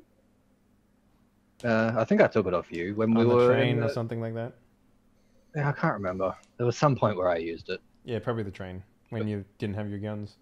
Anyway, yeah, so you can get 6 revolver style shots, right? Whatever classification of ammunition that is. You break down revolver ammunition. You do what you need to do to synthesize it with this new blood. It's also worth pointing out that you don't know how long they keep, if they have an expiration date. Blood coagulates fairly quickly, doesn't it? Yeah. Does it- So yeah. it might take it might stay longer inside the casing. You don't know. So That's why we tested. I mean, at the very least, I've shot him with something made of glass, so it's going to hurt. So, I mean, it's still technically a bullet. It's hardened Yeah. crystal Yeah. essentially, but yeah. Okay. I'm imagining it's something similar to a it's called varmint shot, which is like a little 22 bullet that's got a glass dome over it with tiny little beads in it, and they use it for like shooting rats without splattering them. Okay. Cool. But yeah, you have 6 of those, and maybe they take a couple hours to make. I don't foresee them being. It's basically magic that's encapsulating this fucking thing that you're trying to do. So, and then you go back to the dock where the Amazonian woman is waiting, and she hasn't left the barge, right? She's still on the ship. She refuses to put her feet on the solid ground of Atlantis. So, yeah. Cool. Well, I mean, she was a bitch, so I'm not going to have a chat with her. just back to where we came from. Sure. Halfway there, you guys start to notice like plumes of smoke, basically. Is this all over the place or in a specific area? All over the place, kind of. It would seem that some raising is happening. Some rate. Oh yeah. Like a barn raising. It's Or damn barn amazing. lowering, however you want to go with it. They're just having bonfires. It's a great time. It's great. Cool. You I make guess it'd be like- you make landfall. You notice that the wildlife is significantly startled, and kind of like any scene from Jumanji where the Jumanji bleeds into the real world. Just imagine that, right? Animals going crazy, that sort of stuff. Monkey driving a cop car. Basically, yeah. Robin Williams screaming, "What year is it?" as he runs past you. Yeah. Well, do we go back to the rock or do we head for a plume of smoke? That plume of smoke is not particularly inviting. The plume of smoke is probably dead natives, so I say rock. I mean, Just pretend we can't see that. I feel like you guys are missing the point behind going to the rock, but okay, let's go to the rock. Wait, why are we going to the rock? Well, let me explain, Jonathan. There's four of us and a lot more of them. And I mean, it's great that Francis can't die and everything, but I can. And then if I can die, then and if I might die, then what was the point of all this? You got an arm. I know.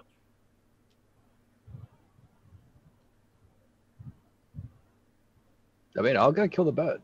I'm happy with tracking down this fucking bird. Well, isn't Jerry on the rock as well?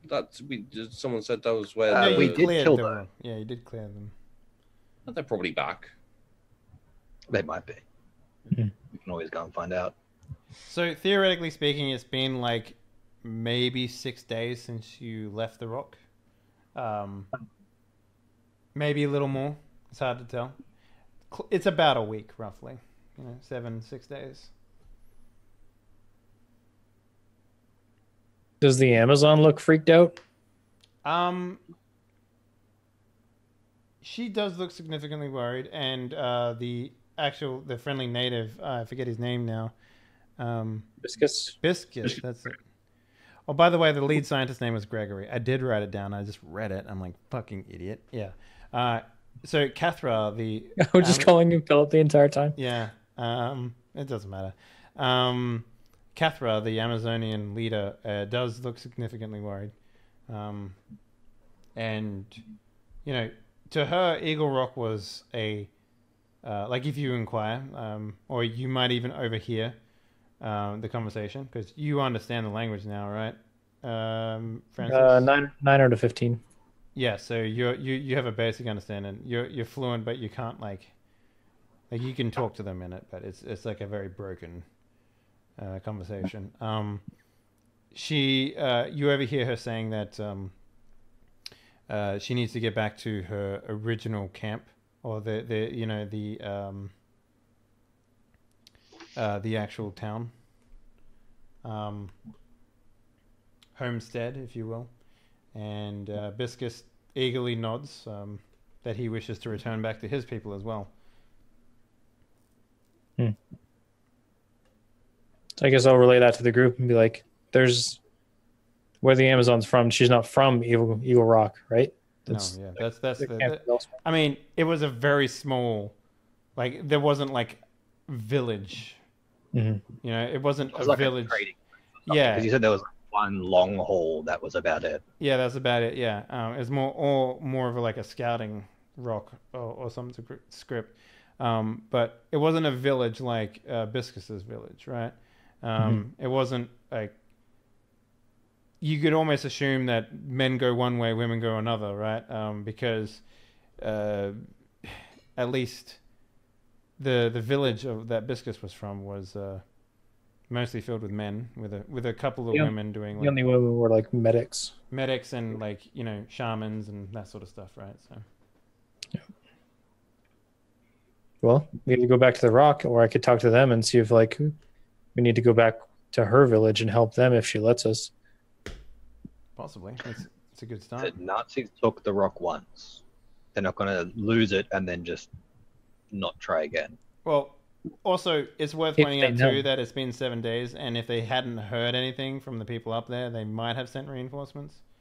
It's not like you guys did a lot to cover up what went down there, right? I mean, you might have moved the bodies and whatever, but it would still be clear to anyone who's looking what happened up there.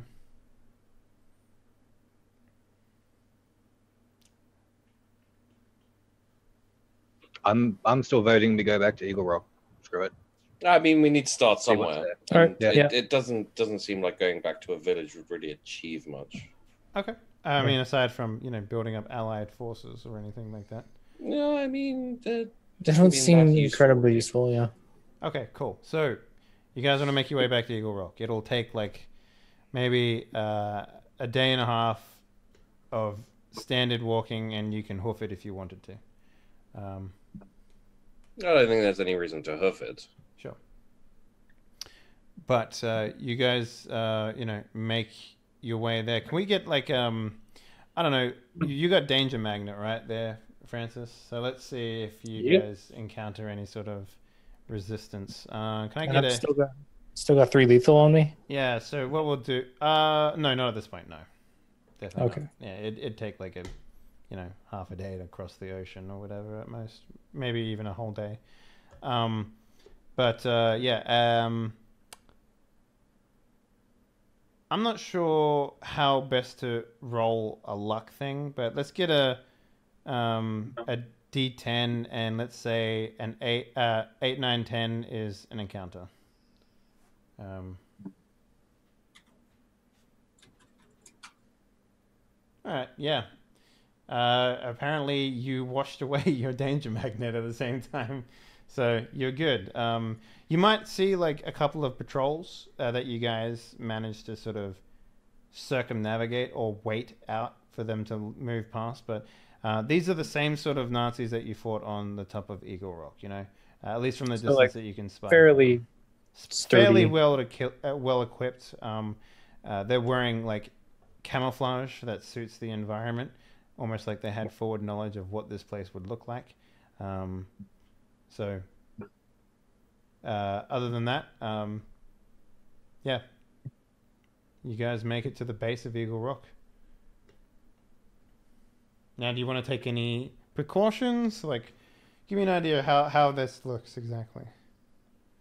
Well, how does Eagle the camp itself, the long haul? With the Okay, Amazon so you road, want to make it yeah. all the way to the top of the camp before you start preparing Well, I'm anything? saying that, does it look like?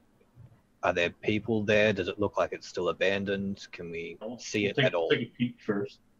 Okay, so yeah, let's get some stealth rolls then from people just to see what you can see, or whether they can be seen, whether whatever's up there, if anything, can see you. What's the stealth roll? Oh, Jesus fucking Christ! What was that? Dunno. A big click or something like that. Yeah, I heard that too. Yeah. Okay, so let's say that the difficulty here will be a 7 for stealth rolls. So, What if we don't have stealth? I mean, you can still attempt it, but it would be a dexterity -2 check. Okay. I think. Let me just double check the skill list here real quick. I don't want to. Yeah, it's Dex. Is dex? Okay. Yeah. Yeah. Yeah. So dexterity -2. I'm not sure how this is going to work. -2, difficulty 8. Yeah. Difficulty 8. No, 7. I said sorry. Not 8. Oh. Right, That would yeah. mean two for me then. I put difficulty 8 by accident. Did I roll any dice? Charles, please. Like, No, no. you Is your rolled dex one, a 1? Yeah. So that's an automatic fail. Like, That's what I was saying. Like, I don't have stealth, and I have 1 dex. So -2 is like, get fucked. see, I would have liked to have known that beforehand because we would have been like, Charles, wait here. Yeah, with that, you guys are all sneaking What? up. And exactly, right? What the devil? We're all, Guys, like, we should super approach sneaky. this. We should approach this place cautiously and quietly. Let's go. Ka-ching! Yeah. Just Cutting, like stomping up. cutting away, like kicking rocks over, talking loudly. Whistling whatever, like Britannia or whatever. Yeah. Hitler. There is Sonny there got is one ball. some forces up here. Probably not to the size that was up here previously, but they've set up a operations tent in the middle of the opening that was there before, because it probably doesn't smell too nice inside the actual temple now, given the amount of corpses that were in there. There was a temple? Yes, that's what you were in when you when you found Woodbury. It was dark and I just kind of charged in, so... So, you find the attention of 2 of the Nazis that are up here. And they begin to open fire. To be specific, we can say Charles got their attention, right? Yes. We're all still hiding. That's right. So, Charles, I'm going to need Go 2 get 'em. defense rolls from you, please. Jolly good. Jolly good. Let's see. Where are these dudes? And it's just a regular 5 for these, right? Yeah, these are just regular fires because it's straight combat. So, Oh, I'm assuming Woodbury, Francis the Great, and not American Soldier guy. They're with us? No, not American Soldier Guy's not here, but oh yeah, Francis the Great. Holy crap! Of course, yeah, he's definitely here as well. I don't want him here. What was that, Graham? Sorry. I don't want him here. Okay. Well, I mean, he would like You if you can were to, dispose of him if you'd like. he probably would have, if you would allow him, probably would have stayed with Imago because those two got along like a house on fire. So he's probably his companion going forward. Otherwise, he would be with you. But I thought Imago hated him. He did. he did. Yeah. Did things change? I He remember them being absolutely friends. trusted. I was the only one. Like Charles was the only one who liked Francis the Great. Everyone else was Oh. suspicious of and hated him. Okay, well maybe you pushed him off the. We get a scene of you pushing him off the boat or something like that as you guys are coming back. Oh. Maybe not that. Maybe we just have him fall off the boat and none of us react. Like, yeah, whatever. Well, he's also a soldier, so in this case, even though he's annoying, he'd probably be useful. His temperament has changed. It's worth pointing out, kind of how Woodbury's changed. He's a bit more weathered, older. He's definitely not a JoJo's Bizarre Adventure character anymore, though he still could be if the need arises. But yeah, My vote is like, if we have two battle-hardened soldiers that have been fighting these guys for decades, that's probably a good ally to have sure. with us. Okay. Well, then I like him. Yep. Well, either way, I need that defense roll, so I need 2 of them, please. Yeah, I was going to ask, do I need to modify the second one? Yes, Is it- with a -1. Yep. Okay, yeah. Oh, no, that's not. For every subsequent attack, you get a -1 dice. So. Oh, jolly good. Okay, that's pretty decent. Let's see here.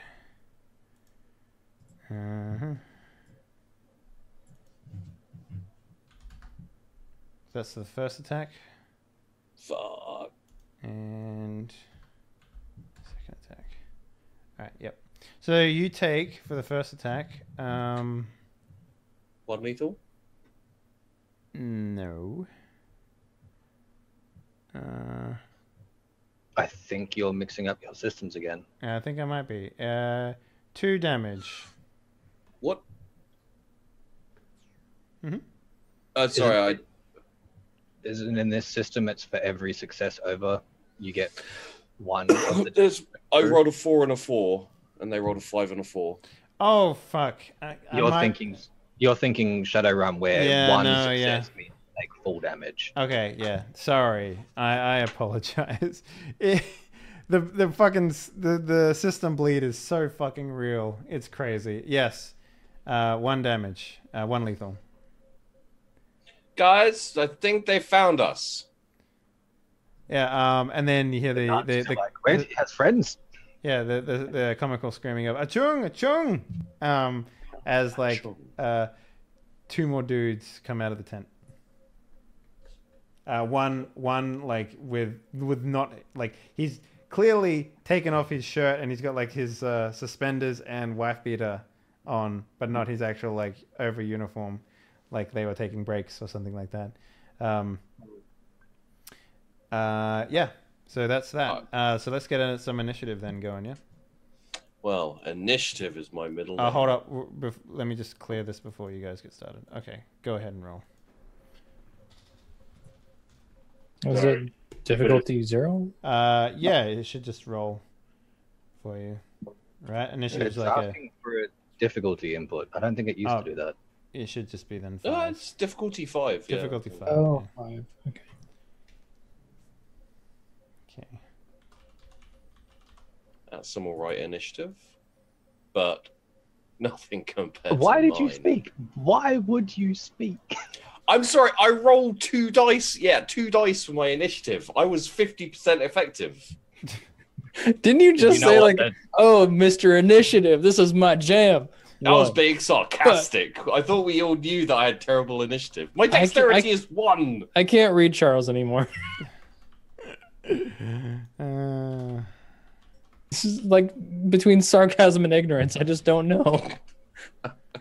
I guess we'll put Woodbury in.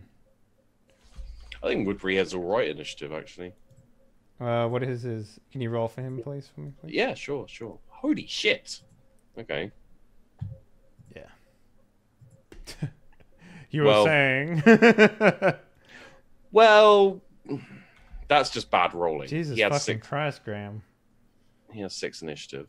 What? Didn't you buy like was it you that bought like your intelligence is now like your weapon skill or something like that as well? Yeah. Ah, damn.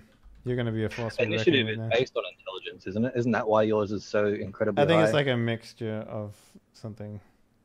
Dex and intelligence, yeah. Batman gets 2. And I will roll for the Nazi soldier.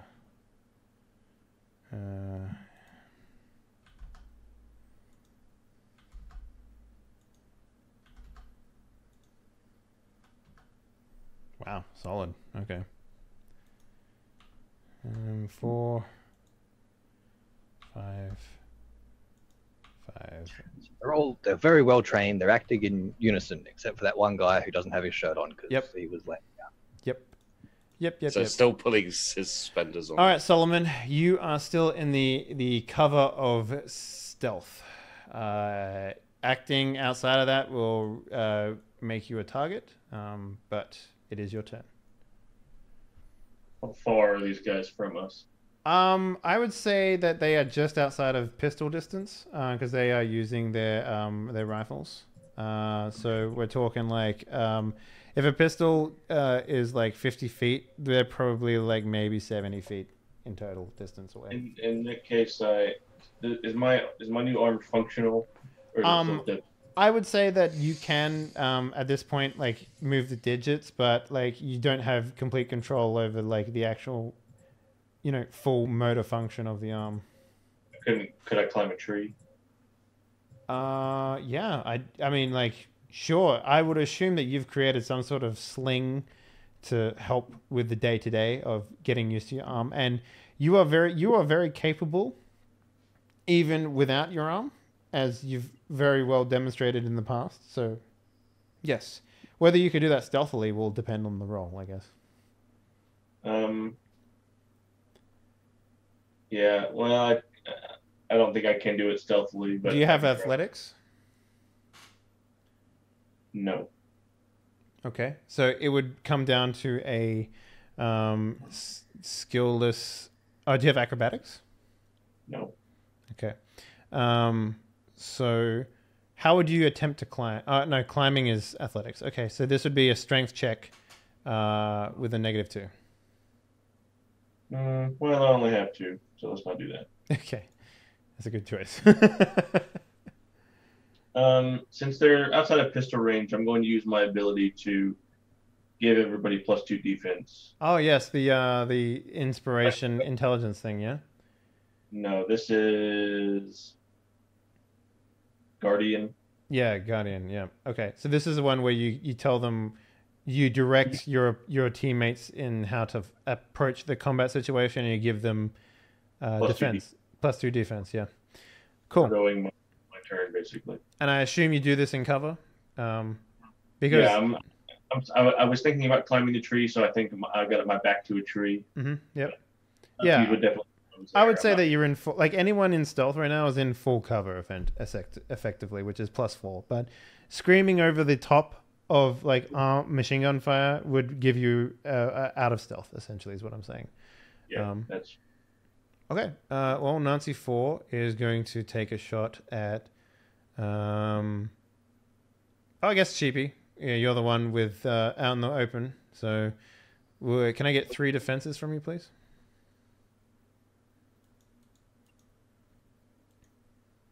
Each one with a -1, then a -2. So, 2. Yep. And you get a +2. So the first one is +2. Oh. Second one is +1, and this third one is just straight defense. Okay.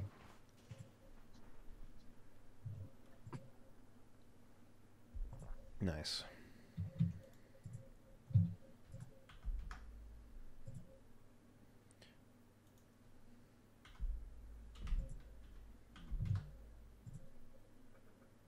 Fuck. Did I roll a second time? Just once. Oh, that's weird how it didn't work then. Oh, probably because I put a 0 in there. Yep. And one more. Roller. Oh no, you rolled 2 of them. I see. Yep. I rolled 3. Yep. You rolled them all. Yep. Yeah. Okay. So, the first one misses by the hair of your chinny chin chin. You get grazed by bullets. Did you get plus 2 hits? He did. Yeah, he added it to the modifier for the first one. The second one gives him a +1 modifier, which outbids my attack on you, so you're fine. Probably because Solomon told you to duck or something. Like, like don't get hit by the bullets. Oh, right. Yes. Hey, Charles. He turned around and bullet was past him. There's a penny at your foot. Ooh. Bends down. And the last one hits you for 3 lethal. Yeah. Cool. All right. Jackson, you're up. Still in stealth. What would you like to do? And you're immortal. So, what would you like to do? True. Get in there. Keeping in mind, you literally don't know that you'll snap back to reality. Oops, there goes gravity after you die. So maybe you have an overwhelming sense of ego, or you feel invulnerable because your eyesight cleared up. You can put back a lot of drinks. Obviously, the blood has affected you in a way. You're just not entirely sure of the what the curse's disadvantage is at this point. Hmm. Do we still have our grenades from last fight? If you have it on your inventory, yes. I didn't mark it down. Well, let's see. You didn't use the grenades, right? No, we collected them from the Nazi bodies last time we were at this camp. Sure. And we only used like 2 of them. Okay, I would say that one of you, 2 of you doesn't have one, but the other 2 would. So you can decide now who those are. What's the throw a grenade skill? I believe it's athletics.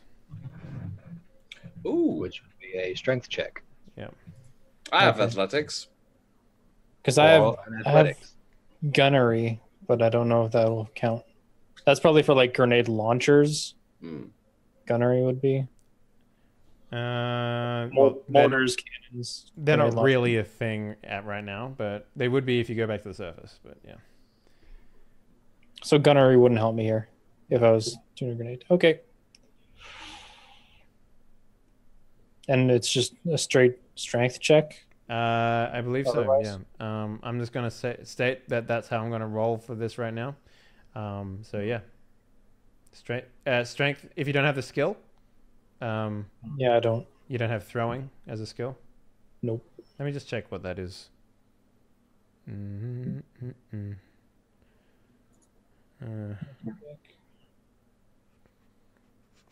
Throws. That's. Do you have brawl? Oh no, that's. Hang on, no, that's different. That's throwing. That's for like. Throwing is athletics. Yes. Mhm. Yeah, That's- it's athletics, including throwing weapons in combat. Mhm. So Yeah. Do you have athletics? No, Okay, so this would be strength -2. I'm not gonna do that. Okay. So I'm who's just got the gonna- other grenade then? I guess maybe Jonathan. I would Probably. assume Charles would have it. Okay, Charles, you've got the other grenade. Yay! Ting! Ah! How long will we be in stealth for? Like, will they notice us eventually? Well, combat is quick, so unless they flank you, no. Okay, so I'm gonna take the aiming action then. Okay. I'm gonna state as well. These are the fucking grenade, like German grenades. So I'll give you anyone who uses them a +1 to throwing, because they're like designed to be thrown further, essentially, or they're designed to be easier thrown. Yeah. So But the hand was forward, so you could actually lob it along. yeah. distance. So I'm willing to The give whole anyone a thing, plus. Yeah. They explode on impact, so it's not like you have to time it to where it's going to bounce or anything crazy like that. It's like Well, they're the issue- basically dynamite sticks. So Well, Yeah. the issue is I only have 2 strength, so I'd be rolling a 4, but it'd be a 2 You'd be rolling a 5, Plus but it'd be a 1. -2, so you'd be rolling 3 dice. Yeah. Yeah. I'd rather spend the time aiming. Sure. Get a +2 bonus for Okay. the next. Cool. So you do that. However, yeah. So I would say that you're distracted. That you haven't made yourself aware. So you're still technically in stealth. So hide. Still Right, hiding. I believe it was Nazi 2 that lit Charles up. Yeah, sure. Yeah, that Three makes lethal sense. damage. Mm-hmm. Yeah, that's the one. He seems like he can shoot, so I'm going to shoot him. Maybe shoot the one who hasn't shot yet. Even. You mean Nazi 1? Yeah. He's not doing anything. He's still putting his shirt on. He's still He's putting after. his shirt He's on. after you. He's after you though. Yeah, I know, but I'm going to shoot the one that's actually actively hurting people. It's a reflexive action. Someone, All right. What do you do? he's actually done something dangerous so far. Sure, I would agree with that. Sure. I just Alright. feel like it means I'm going to get shot more, but okay. Yeah, no, it absolutely does. Bonus. Oh, you should have thought about that before you rolled stealth with no stealth. I don't have stealth. Like, what do you want from me? Fuck, man, I forgot about your rolls. I really did. All right, so how much health do these guys have? Okay. Wait, is that right? That's Yeah, it's a specialty, right? So you're rolling 8 dice, yeah. It greater than. it blows up the 10s, Yeah, that's basically, right. so- Yeah, yep. I was just double checking I had the difficulty right. Mm-hmm. Yes, so... Yeah, because you're a 4, right? Because you've got the specialty now. Yeah, so Yeah. doubled up on that. Okay. This guy's going to roll a defense. Oh, shit. Nope. I didn't want to add 5 dice to that. I wanted to change the difficulty. Fucking hell, dude.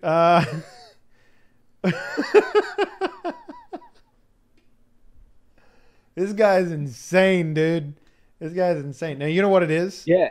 Yeah, it's important not to shoot the one guy that's clearly the fucking. You know what it Hitler. is, right? He's got like a chest bandolier of ammunition. You fucking aim for the heart, bounces off a magazine in the chest. He's got a bit of a bruise. Yeah, he's got a bit of a bruise. So, god damn, dude. Wow. Holy fuck, Nazis. You did all right. You know what? I was thinking, like, I don't really need to increase my firearm skill anymore. No. Yeah, Apparently, people just keep surviving the shot. So Yeah. something's got to change. That's it. So let's say, okay, cool. Well, that is now target Umaro Numo, Nancy 1. Roll me a defense for me, please, mate.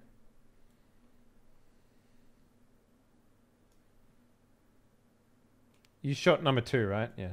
Sorry. Wait. Okay. I got a 3. I'm assuming he's saying me because I'm. Yeah, the one no, that's you are. shooting. Yeah, you've done something other than stand there. Okay. +2. You got +2. Oh, right. Sorry. Yeah, re-roll that for me, please. Or you can keep it and roll 2 dice. Your choice. I'll just re-roll it. It's fine. Okay. Easier that way. Yeah. All right. Yeah, the bullets graze you like literally like fuck. I shouldn't have stuck my head up. These guys might know how to fucking fire guns and be soldiers. So, yeah, bullets literally graze through your shirts and stuff like that as you come back down to reload your gun. I call out to hide. And I say, aim left. I say, no, your other left. Where is Woodbury? On this list. Oh, there he is, Sebastian Woodbury. There we go. All right. So it's Batman's turn. He is your assistant, Chibi. So what would you, without commanding him, what would he do? Keep in mind that he has fought in wars now. He does have the weapons that you've given him. Yeah. He'd probably just take a knee and start firing, to be honest. All right, cool. Go ahead and roll that for me, please. Oh, wait, hold up. This is incorrect. Let me just... so what is his firearm? 6, so 7, 8, 9. All right, you can roll that now. Okay.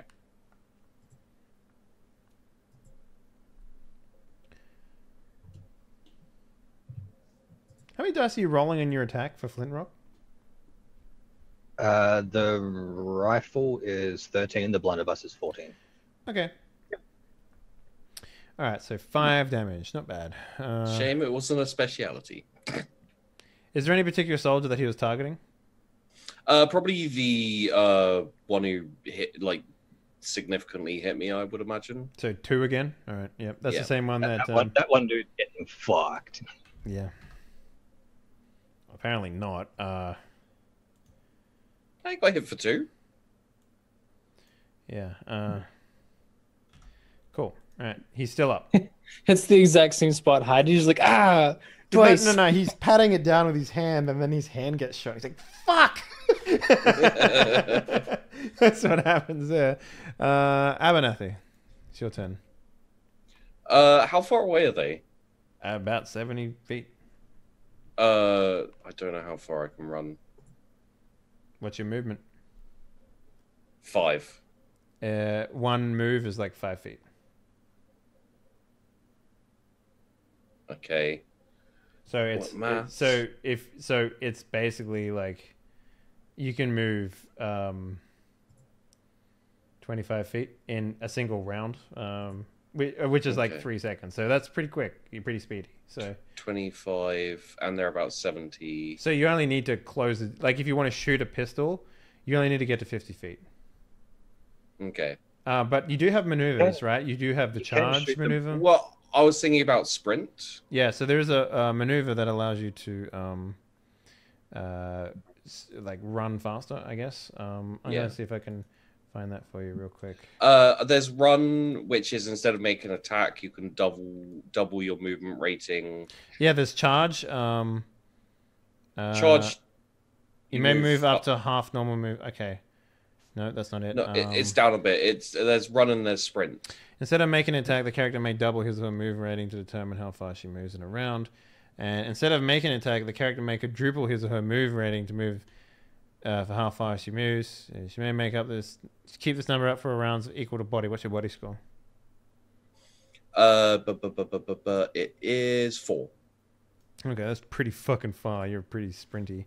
After that, the character will take 1 non-lethal wound of sprinting. Okay. After the character stops sprinting, she must rest for a number of turns equal to the body rating before she can sprint again. Okay. So you can move instead of attacking, and you can close the distance pretty easily. Yeah, I think I'll. It says instead of an attack. Yeah, right? so you don't get an attack essentially. Yeah. So I'll sprint at them. Yep. Just 1 second. Okay, no, I can't do that as well. Basically, what's going to happen is you're not going to be able to sprint again in this combat encounter if you don't rest for. One turn. No, I should be able to.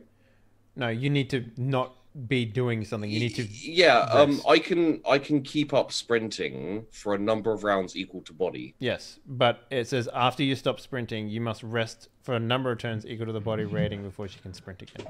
But I haven't stopped sprinting yet, have I? But you will once you reach them, is what I'm saying. Yeah, so, true. Oh, yeah. Okay, and then you'll be in combat, right? So you wouldn't have an opportunity to rest.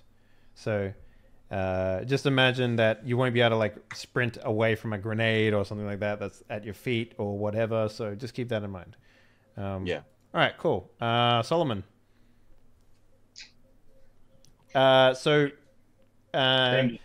Abernathy has ran outside your area of effect for your defense bonus as well.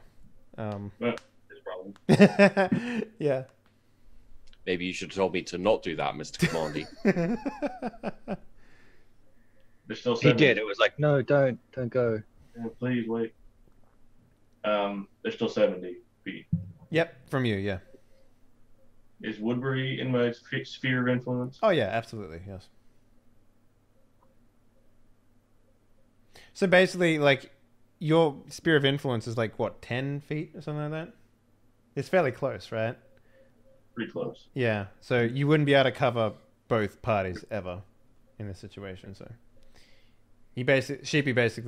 Abernathy effectively just ran right up into their attack zone. I think I'll stick and Guardians some more. Okay, cool. you have to do that every turn, right? Well, it is an action basically. Yeah. Okay. Cool. All right then. 4, 3, and 2. We will roll dice to determine who they wish to attack. So roll 1 being Abernathy, and 2 being Hyde. What about Batman? He shot at him. That's a good point. I should probably re-roll those. No. Yeah. Now who's laughing? No, keep that. That's good. That's funny. Okay, so 2 at Abernathy and 1 at. Wait, what? I was 1. Two You're was 1? me. Oh, 2 is Yeah. you? Was me. Okay, Yeah. sure. Trying to kill me off, motherfucker. Shit. But they would have been doing brawl attacks against you because you're far too close to them for machine gun attacks. So, Yeah. but yeah, you're in full cover, and you have a +2, so you get a +6 to your defense on both of these rolls. If you could do that for me, please. Should I roll for Yep. Woodbury? Roll for Woodbury. It's a 6 on one and then 5 on the second one, right? So we're getting hit Yes, twice, that's it. isn't that? Yep. hmm But does he have any pluses? He gets sorry, a +6. Yeah, he gets a plus. No, he'll have a +4, I guess. Plus. Yep. 9 and a Ooh, 6. that's pretty good. Yeah. All right. Let's see. So the first attack. We'll just go down in the defenses rolls here. Okay, that's a good one. That no one was definitely going to hit you there. Ooh, Oh. close. Fucking Woodbury, Jesus no! Christ. Okay, so Woodbury gets fucking peppered, just like just fucking Yeah. shot up. So make sure you put full lethal on his track for me, please. 4? Yeah, 3? Oh wait, he rolled a you rolled 5, a 9. Yes. Yeah, Never mind. and you rolled a 5. So, What happens when you go to 0? if you're not a player character, you will die. Womp womp. Well, we didn't have him for long, but Yeah. Wow. he only has 3 health. He only has 3. If he's at -1, he's definitely dead then. I would have given you an opportunity to save him if he was at 0, but if he had 3 health, yeah, he's fucked. Health equals body plus willpower. No, he'd be on. He's on 4. You He's sure? got 4 health. Let me check. Body and willpower. Okay. I'm okay with that. Yep, that's fine. So he's basically dying, right? Unless he gets severe attention to his, wounds, he will expire. Yeah. I can imagine it was like a Charles went running. He's like, "No, Charles, don't!" and then got lit up, like Yeah. because he was distracted and ran. Come back. He was in half cover essentially, but he got a bonus from Graham's Guardian. That still wasn't enough. So, You get the shot from behind, and you don't see any bullets. It's just a guy like going like this in slow motion. yeah, a little Thank you. spurts of blood, like, Yeah, let's- just like ketchup packets though, because like we can't afford that.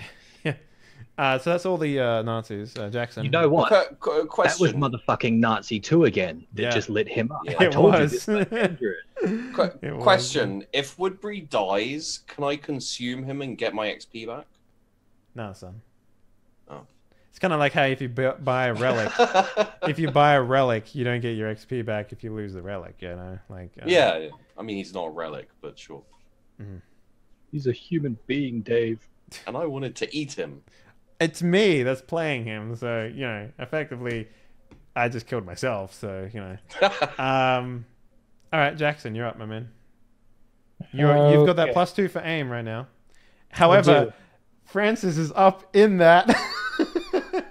If you wanted to throw that grenade, you would kill your teammate by doing it. He doesn't have a grenade. Me and Doc have the grenades. Oh, right. Okay, I thought you were Right. aiming to throw the grenade. You're aiming to shoot gun? No, aiming to shoot, and I'm gonna aim at a limb, so that like effectively nulls my 2, but Mhm. it lets me shoot a specific thing. Let's see here.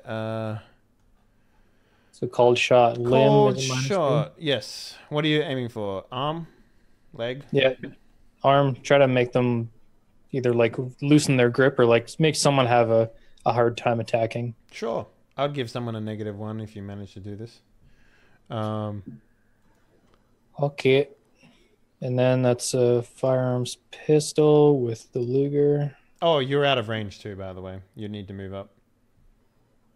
Okay. Well, you can shoot from out of range. It's just it's at a -1 for every 10 feet, I believe. Yeah, so you'd have a -2. So you would effectively be rolling -2 right now. Now I'll do my mobile attack then, so I can like move and shoot. Perfect. You won't lose your aim bonus. There you go. Mobile Yeah. attack. Became Coming in. useful. Coming into play. Yeah. So you can move up 20 feet. You'll go behind half cover because, you know, that's what happens. You are now a target for shooting McBooties. And you can make the roll at a standard roll. Dice pool modifier. None. Don't have one. Yep. Then difficulty 5. Now, if you... Boop. Yeah, okay. Who are you shooting at, out of curiosity? Because if you're shooting at the guy that Sheepy ran up to, which is the one that was peppering him, which is number 2... No, I'd go for one of the other ones to take them out from around. Cool. Or like All right. give them a hard. So let's say Nazi 1 is the clearest shot that you can make right now. Because the other 3 are sort of around Sheep. Abernathy. So, all right. Good. Now that I know that. Defense. Cool. Nope.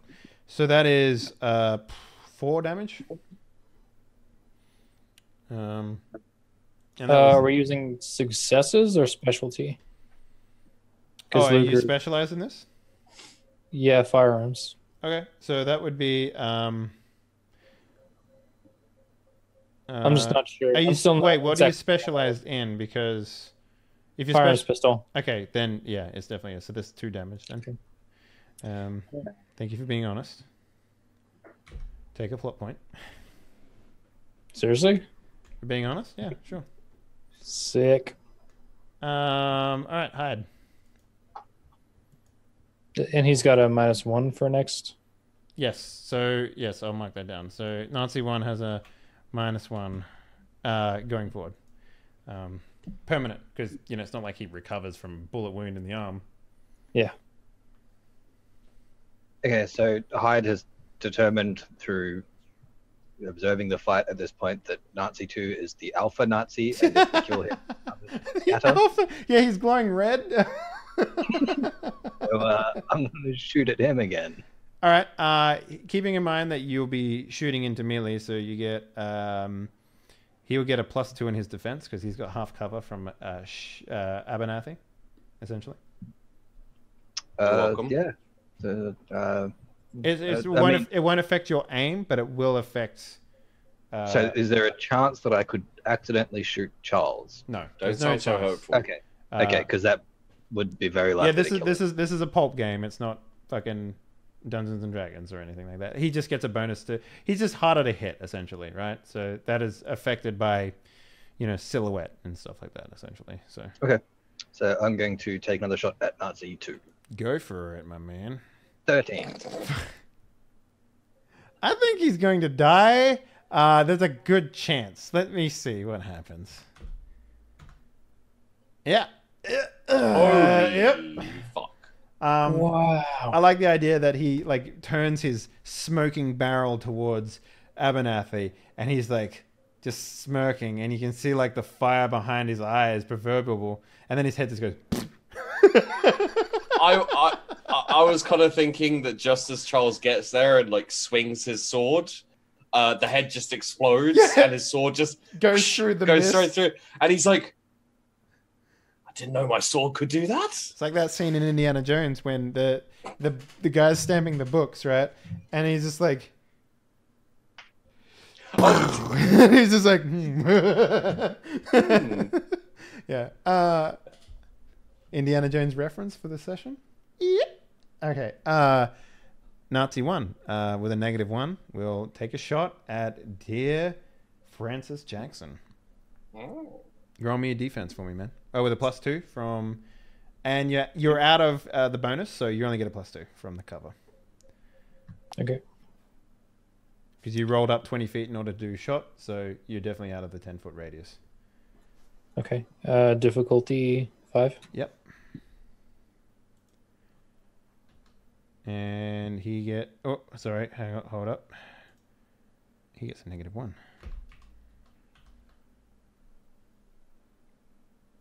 Oh. Wow. 3 damage, my man. Yep. As the rock in front of you basically disintegrates from this machine fire coming down at you. Chunks of rock go into your face and bullets ricochet into your shoulder. It's nasty. Nasty. Starting to wonder what would have happened if I decided that Hyde uses automatic weapons instead of flintlock rifles. Yeah. You know what I mean? Like, yeah. But you're basically automatic, right? Well, yeah, but I'm not semi-auto. Burst fire, spray the crowd, hit everyone for 12 damage. Yeah, fuck it, whatever. I'll just mow them down. Nazis, what about them? Nazi, who needs them?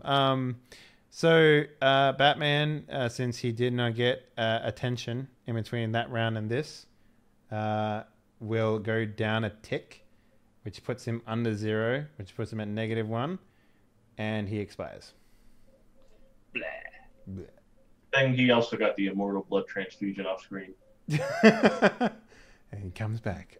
So there's a moment when, like, you know, we see him clinging on for life as, like, stuff, like his blood sort of comes out of the wound in his chest and out of his mouth. And then he just sort of, like, gives up, unbeknownst to, I guess, maybe everyone aside from...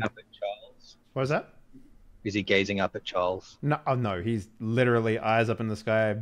Like, there's nothing romantic about this death for sure. And he's on his back looking thin straight red up. line Yeah, death scene. I think the only one that really notices that he's died is probably Solomon. But even then, like, there was so much fire going on, you didn't have enough time to jump in and do what you needed to do. So, not that it matters much to you. I don't know. Does it? Does that? Are you, like, affected by that in any way, Solomon? No.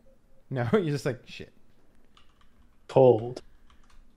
Well, it's not because he represents trying to pull us out of Hollow Earth, and he doesn't want that. Interesting. Okay, so yeah, your I guess the you have an easier time now. Like, it doesn't affect you the way that it would affect everyone else. Abernathy, you feel a slight tug on your heart for some reason.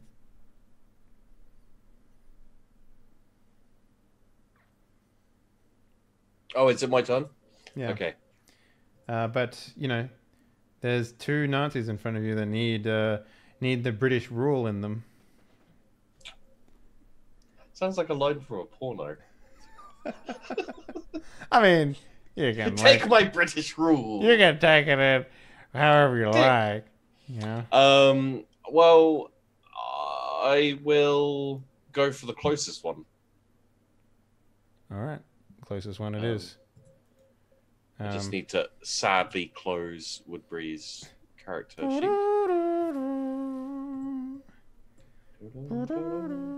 Woodbury before he starts to smell. Okay. So I think that's gonna be the name of the episode. Woodbury. I'm gonna write that down. Thank you. Take a plot point for that, Doc. That was great. okay. Yeah. So this is going to be a melee attack. Yeah. So go ahead and make a roll for me, please. 9. Fucking solid, dude. Yeah, your Nazi amigo, well, not amigo, will roll some... Oh, damn. Man, I'm rolling fucking some straight gas tonight. This is great. You twat. So he will take 3 damage. And you said the closest one, so that's either a toss-up between... well, 2's dead, so I need to mark that down. So it's 3 or 4? Yeah, it doesn't matter. They're both at full health. So Let's say 3. 3? Okay. Sure. Ah, fuck! I forgot to do my maneuvers. Yeah. Yeah, you did. Solomon, Boo! Wait. why do you wait? Uh, There's no take think- backs in Hollow Earth, motherfucker. No. I didn't move, and I was wondering if there was instead of moving, you can. But I think it's instead of attacking for all of them. Yeah. What are you trying to do? All right. No, it's just because there's like dodge, but it's instead of making attack, you can dodge, so it's not good. No. It's fine. Dodge and attack. That seems like a trait bonus to me. All right, Solomon. Yeah, Woodbury is dead next to you. Every one of your companions, aside from Hyde, is outside of your radius of guardianship. If I move up, will they be inside? Yes, but you will be within. You don't get affected by your own guardianship, right? So, No. you would be 100%. Your only bonuses would be. Well, you're not noticed right now, but you would be noticed, and you'd only get a +2 in your defense going forward. That's fine. I'm not going to do guardian this time. I'm going to tell Hyde to move up. Mhm. I'm going to go to try to get behind a tree that's within firing range. Sure. Okay. And- There's probably like stumps going forward, like not. There's no real full cover going forward after this point. So That's fine. I'll take a shot at I don't know, whoever looks the worst. that would be Nazi 3. Okay.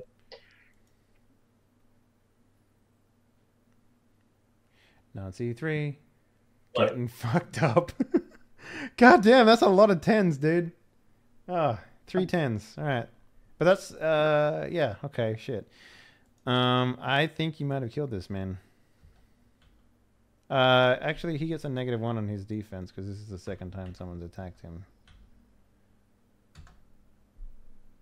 Yeah, he is well and truly dead. Good job. He passed every single one of his checks there, aside from one of them. So, yeah. Even if he rolled full, I think he still would have died. Yep. Don't know why I made that check. Yep. So you're using a Luger here, so, Abernathy,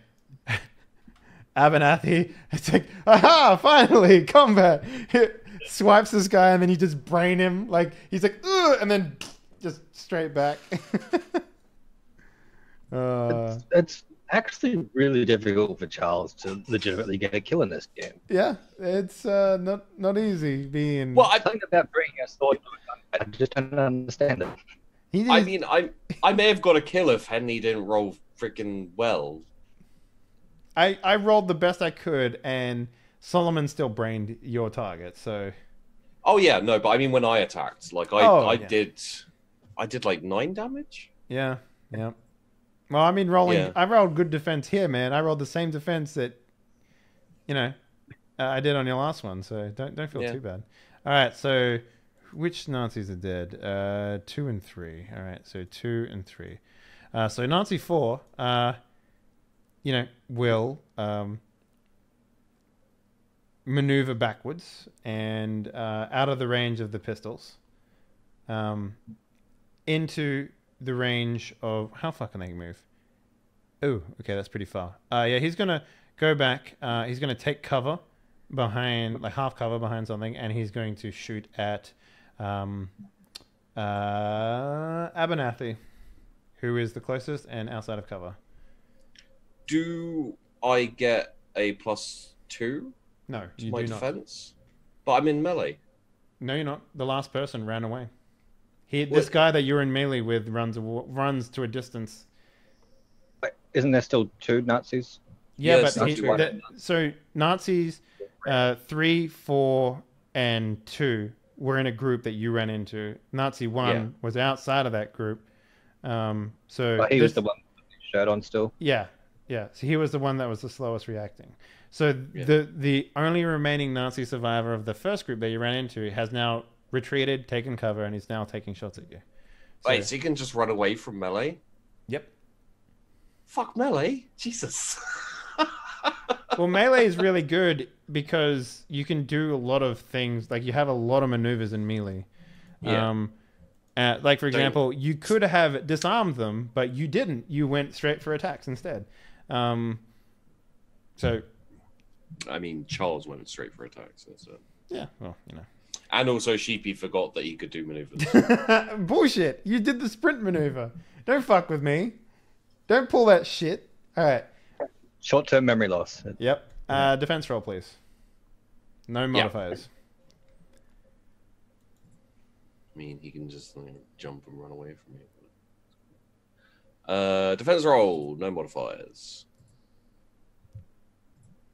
Look, man, if someone said, I want to make you pugilist, I would have been like, okay, Graham, who's done this before, take some traits that make you amazing in melee combat. Okay. Well, I had Wait, sorry, that's Woodbury. Oh no, that's right. Okay, so 4. yeah, you take 4 damage. Where are you at on the health track? You have 1 left? All right. You're looking pretty fucked up right now. Jackson. That's all right. It's fine. Woodbury will patch me up. You're still within shooting distance of that one Nazi 1 guy, the one that you shot previously. Hmm.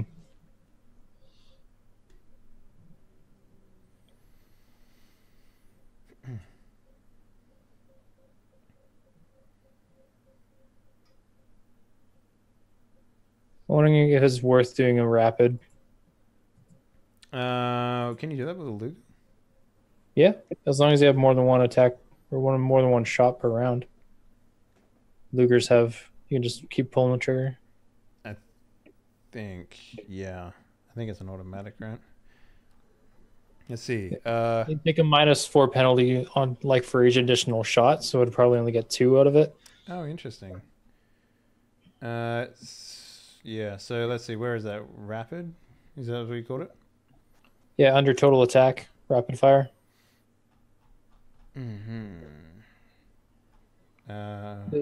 Under total attack, you gain +2 on your attack, but I think rapid fire diminishes that. I don't see rapid fire in here. Under total attack?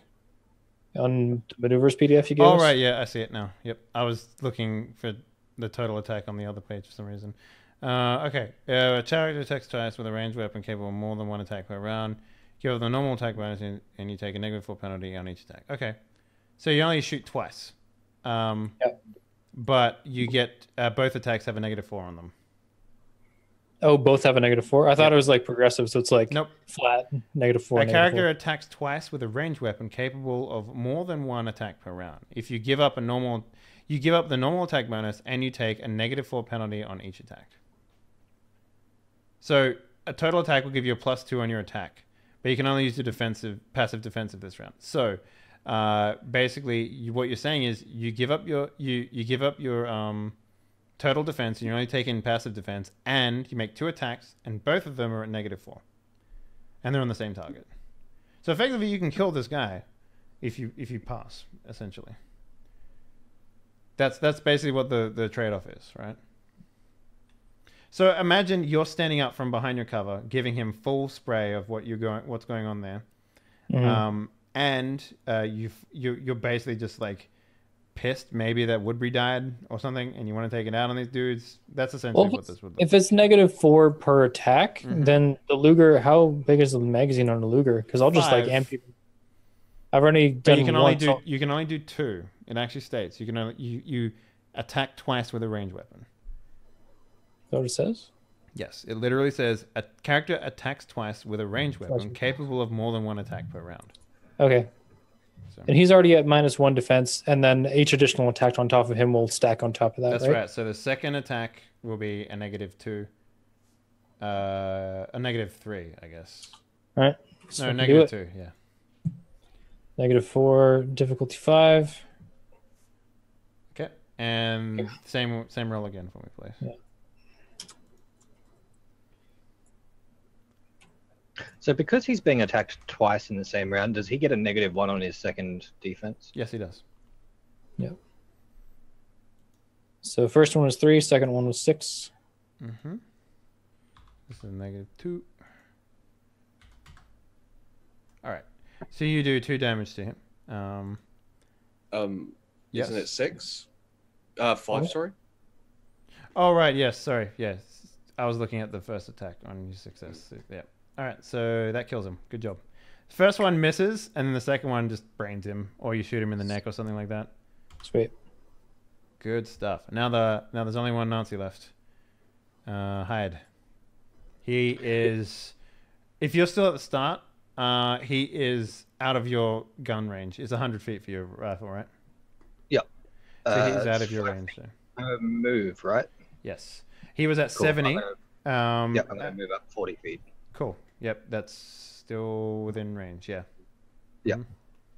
And I'm going to take an aimed shot at his arm to disarm. Okay, As in so I you're want going with a -2 then. Yep. Yes. With the intent to keep this guy alive. Yep, I want to shoot him and try to disarm him. Cool. Got it. If we can. Oh wait, if you're trying to disarm him, you're shooting the weapon. So he won't be taking damage. Would that be the same thing though? Still just a cold shot to his gun? The cold shot to the gun. Let's see. I believe there's actually a thing in here. Target area. Okay. Well, I would say that the gun is probably the same difficulty to hit as a limb, so it'd still be a -2. But I would say hitting it wouldn't do any damage to him. If that makes any But sense. it would It would destroy potentially his weapon. Yeah, whereas if I shot him in the arm, it would just give him a negative to hit. That's Is that- right. Yes. Okay, yeah, so I'll try to shoot the gun itself then. Okay, hold up. Cold shot. Take a shot with a penalty equal to the size object's rating. That's actually then it would be a -1. If someone is trying to prevent it from being struck, use a okay. Okay. Any successes in excess of the defense roll do damage as usual. Okay. I guess if it's like a really big hit, the thing that I'm aiming at is going to like the gun will slam into him and it'll explode in his face or whatever. So yeah, I guess that makes sense. Mm-hmm. Okay, so it's just a -1. Yeah, -1. Because the size of this gun isn't a 2. So, yeah. All right, so I'll probably like call out. Let's see if we can take this one alive, and then 9. Okay. Let's see if he defends.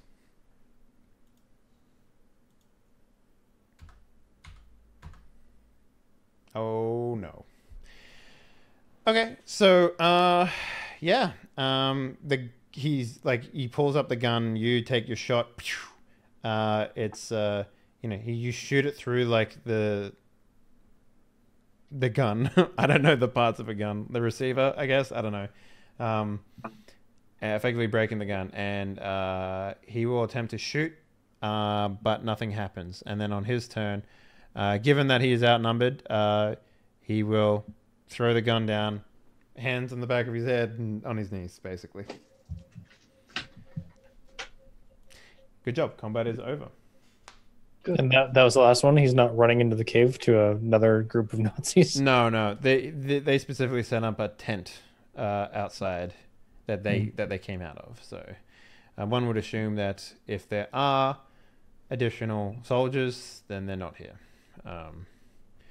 And I think with that, combat is over. And if you want, we can leave it there. Unless, Sheepy, you want to have something happen with Woodbury's death? I was going to say, I walk up and stab him. Okay. They're not. This is specifically why I called out. So let's try to take this one alive so we can question him, because I had a feeling that you would just do it anyway. But yeah, you're gonna do it anyway. So okay. No, he'll come back. It's fine. Oh yes, right. Fuck. I don't know why I bothered. Well, yeah. These guys. I mean, they're all immortal, right? I mean, the ones on the surface certainly are. Before we left Atlantis, we should have asked for a brain for this one. Look, we told Charles that the Nazis come back to life, so he's. It's true. All right, yeah. So you walk up, coup de grace the guy. How do you do it? Like his head's down, hands on the back of the head. He's saying something in German to you, probably "mercy, mercy" along those lines. Just sword stick, like straight down through the neck. spine thing. Okay, yeah. And he just wipe gurgles satisfactorily as he dies. I'll listen to you when you wake up. Also, I don't speak German. Yeah. Woodbury, what is he saying? Oh. And with that silence, that's where we'll end the episode. So, good job, fellas. Man, we have a guy who has an arm now who previously didn't. We have an immortal person in the party. And you guys killed some Nazis. That seems like a good episode. So let's take a look at some experience points for everyone. I was trying to keep that Nazi alive. Yep. You told me the Nazis are immortal. What the fuck do you want from me? Yeah. I should have disarmed Charles first. All right. So everyone gained 1 for playing. Good job. Participation XP. Danger. Yep. Everyone take 1. Face some Nazis. I want to give an extra 1 to Graham and an extra 1 to Drummer Boy for literally throwing caution to the wind and approaching science like crazy people. That was incredibly dangerous, so I think that's well deserved. Drive your characters like stolen cars.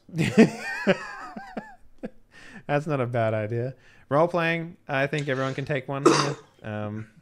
Success, yeah, I feel like everyone can take 1 here. I'll give an extra 1 to Drummer Boy and Graham again for throwing caution to the wind. And wisdom. So here's what I think, Andrew. When you die and when you work out what's happened, when you are aware of the curse in its entirety, I will give you 1 point for this. Okay. But everyone can take 1 right now. And I think I'm willing to give... Yeah, I feel like 1 for everyone at this point is good. So yeah, when you've worked out the curse in its entirety by dying and coming back, that's when you'll get that free wisdom point there.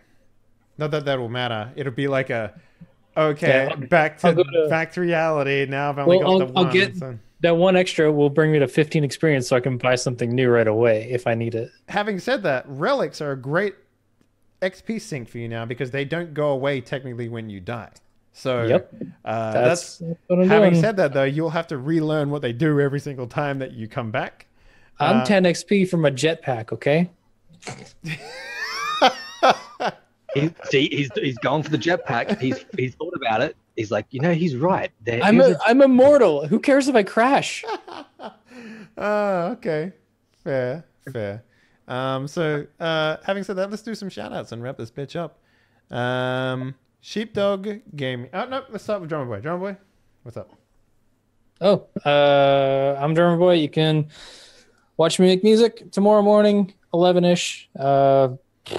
CST, North American time. I know a lot of the viewers here, that's like evening for them. But I'll probably be working on tracks for my album, actually, tomorrow. Because my Patreon stuff is all finished up. If you want to listen to the music that I make, I'm on Apple Music, Spotify, iTunes, Amazon, Google Play, Pandora, all the places. And everywhere good music can be found, I guess, right? Everywhere music is streamed or sold, you'll find my music there, pretty much. Awesome. Yeah, and then just more Witcher on the weekend, and that's it for me. Nice. I'm immortal. Sheepdog Gaming. Talk to me about your stuff. Hey there, I'm Sheepdog. You can search me on YouTube, Sheepdog Gaming. You'll find me. Hell yeah. Doc_Gast. Yo, find me here soon for Shadowrun Adventures. Things are going Hell yeah. fucking swimmingly. We got killed by some gangsters, but it didn't actually happen. Oh, it did. It did. I mean, it did, but it's like we're gonna pretend it didn't happen until it becomes plot relevant that it did actually happen. They went on a food fight and got outclassed big time. Yeah, just slightly. It was like, oh hey, we're gonna do the food fight thing, and then it was like, oh hey, you're all bleeding to death, and then we just robbed the store and left. Yeah. That's the way to go. And last but not least, we have Graham_complete, aka Always Be Making. So, where can people find your stuff? Always Be Making on YouTube, making pinball machines. Watch it happen. Are you gonna theme it? Like, what are you gonna like? So, I'm actually not designing it from. I'm not designing it from scratch. I'm actually replicating a pinball machine that already exists. Oh shit! So it's like baseball themed. Are you gonna do like holes that the balls can, like ball traps and stuff like that in the machine? Everything that machine has, which is it's got like basically balls around the inside of the play field, and each one represents like single, double, triple, something, and then a baseball diamond at the front like rotates like ding, ding, ding, like to get like if you get a score. That's crazy. Holy shit. Pinball machines are crazy, man. They're like the mechanical watches of the world, you know? Like, yeah, just intricate. Mechanical watches of the world. Don't fucking shit on my dream, Graham. Okay? Damn. So hey guys, thank you very much for watching. Hopefully you enjoyed tonight's episode. It was a real doozy. I fucking had no idea. I mean, I had some idea that Graham was going to be stitching an arm onto his body today, but I didn't have any ideas that Drummer Boy would just be like, yo, bitch, give me some of that good stuff. Hit me up. What's going on? Y'all got any more of that immortal blood? Y'all got any more of that blood? So yeah, going forward, as I said, we still have our NA Die Party streams going up every day, hopefully. There's a little bit of wibbly wobbly stuff happening right now with Wreckage. I believe that I will be taking over Dead Man's Crest as the GM in a couple episodes, so we're probably going to be looking to fill out the crew with one more person at some point. But having said that, we're also going to be starting some EU Die Party games going forward, and the first game that we're going to be reviving is our Cyberpunk game for an EU slot. What a fucking shocker, right? Who would have thought the most favorite Die Party game to ever exist will get a comeback? So we're going to be filling out the cast for that pretty soon. And that should be a hell of a good time, as always. But yeah, and maybe something else going in the future. We're still in talks with the people who might be doing something like that. So yeah, fuck. Well, come back in a couple hours for the daily stream, like 6 hours, I guess, from now. Or like, what time is it right now? So 11 hours actually is when we'll be going up. So lots of time to relax and stuff like that. Yeah, hanging out for that fucking that new historical game coming out. Kingdoms Come Deliverance, I think, is the next shit I'm gonna hit up for sure, big time. But yeah, that's pretty much it, guys. Thank you very much for watching. We will see you next week. Oh no, fuck, tomorrow. Fuck it. Good night. I'm tired. Go home.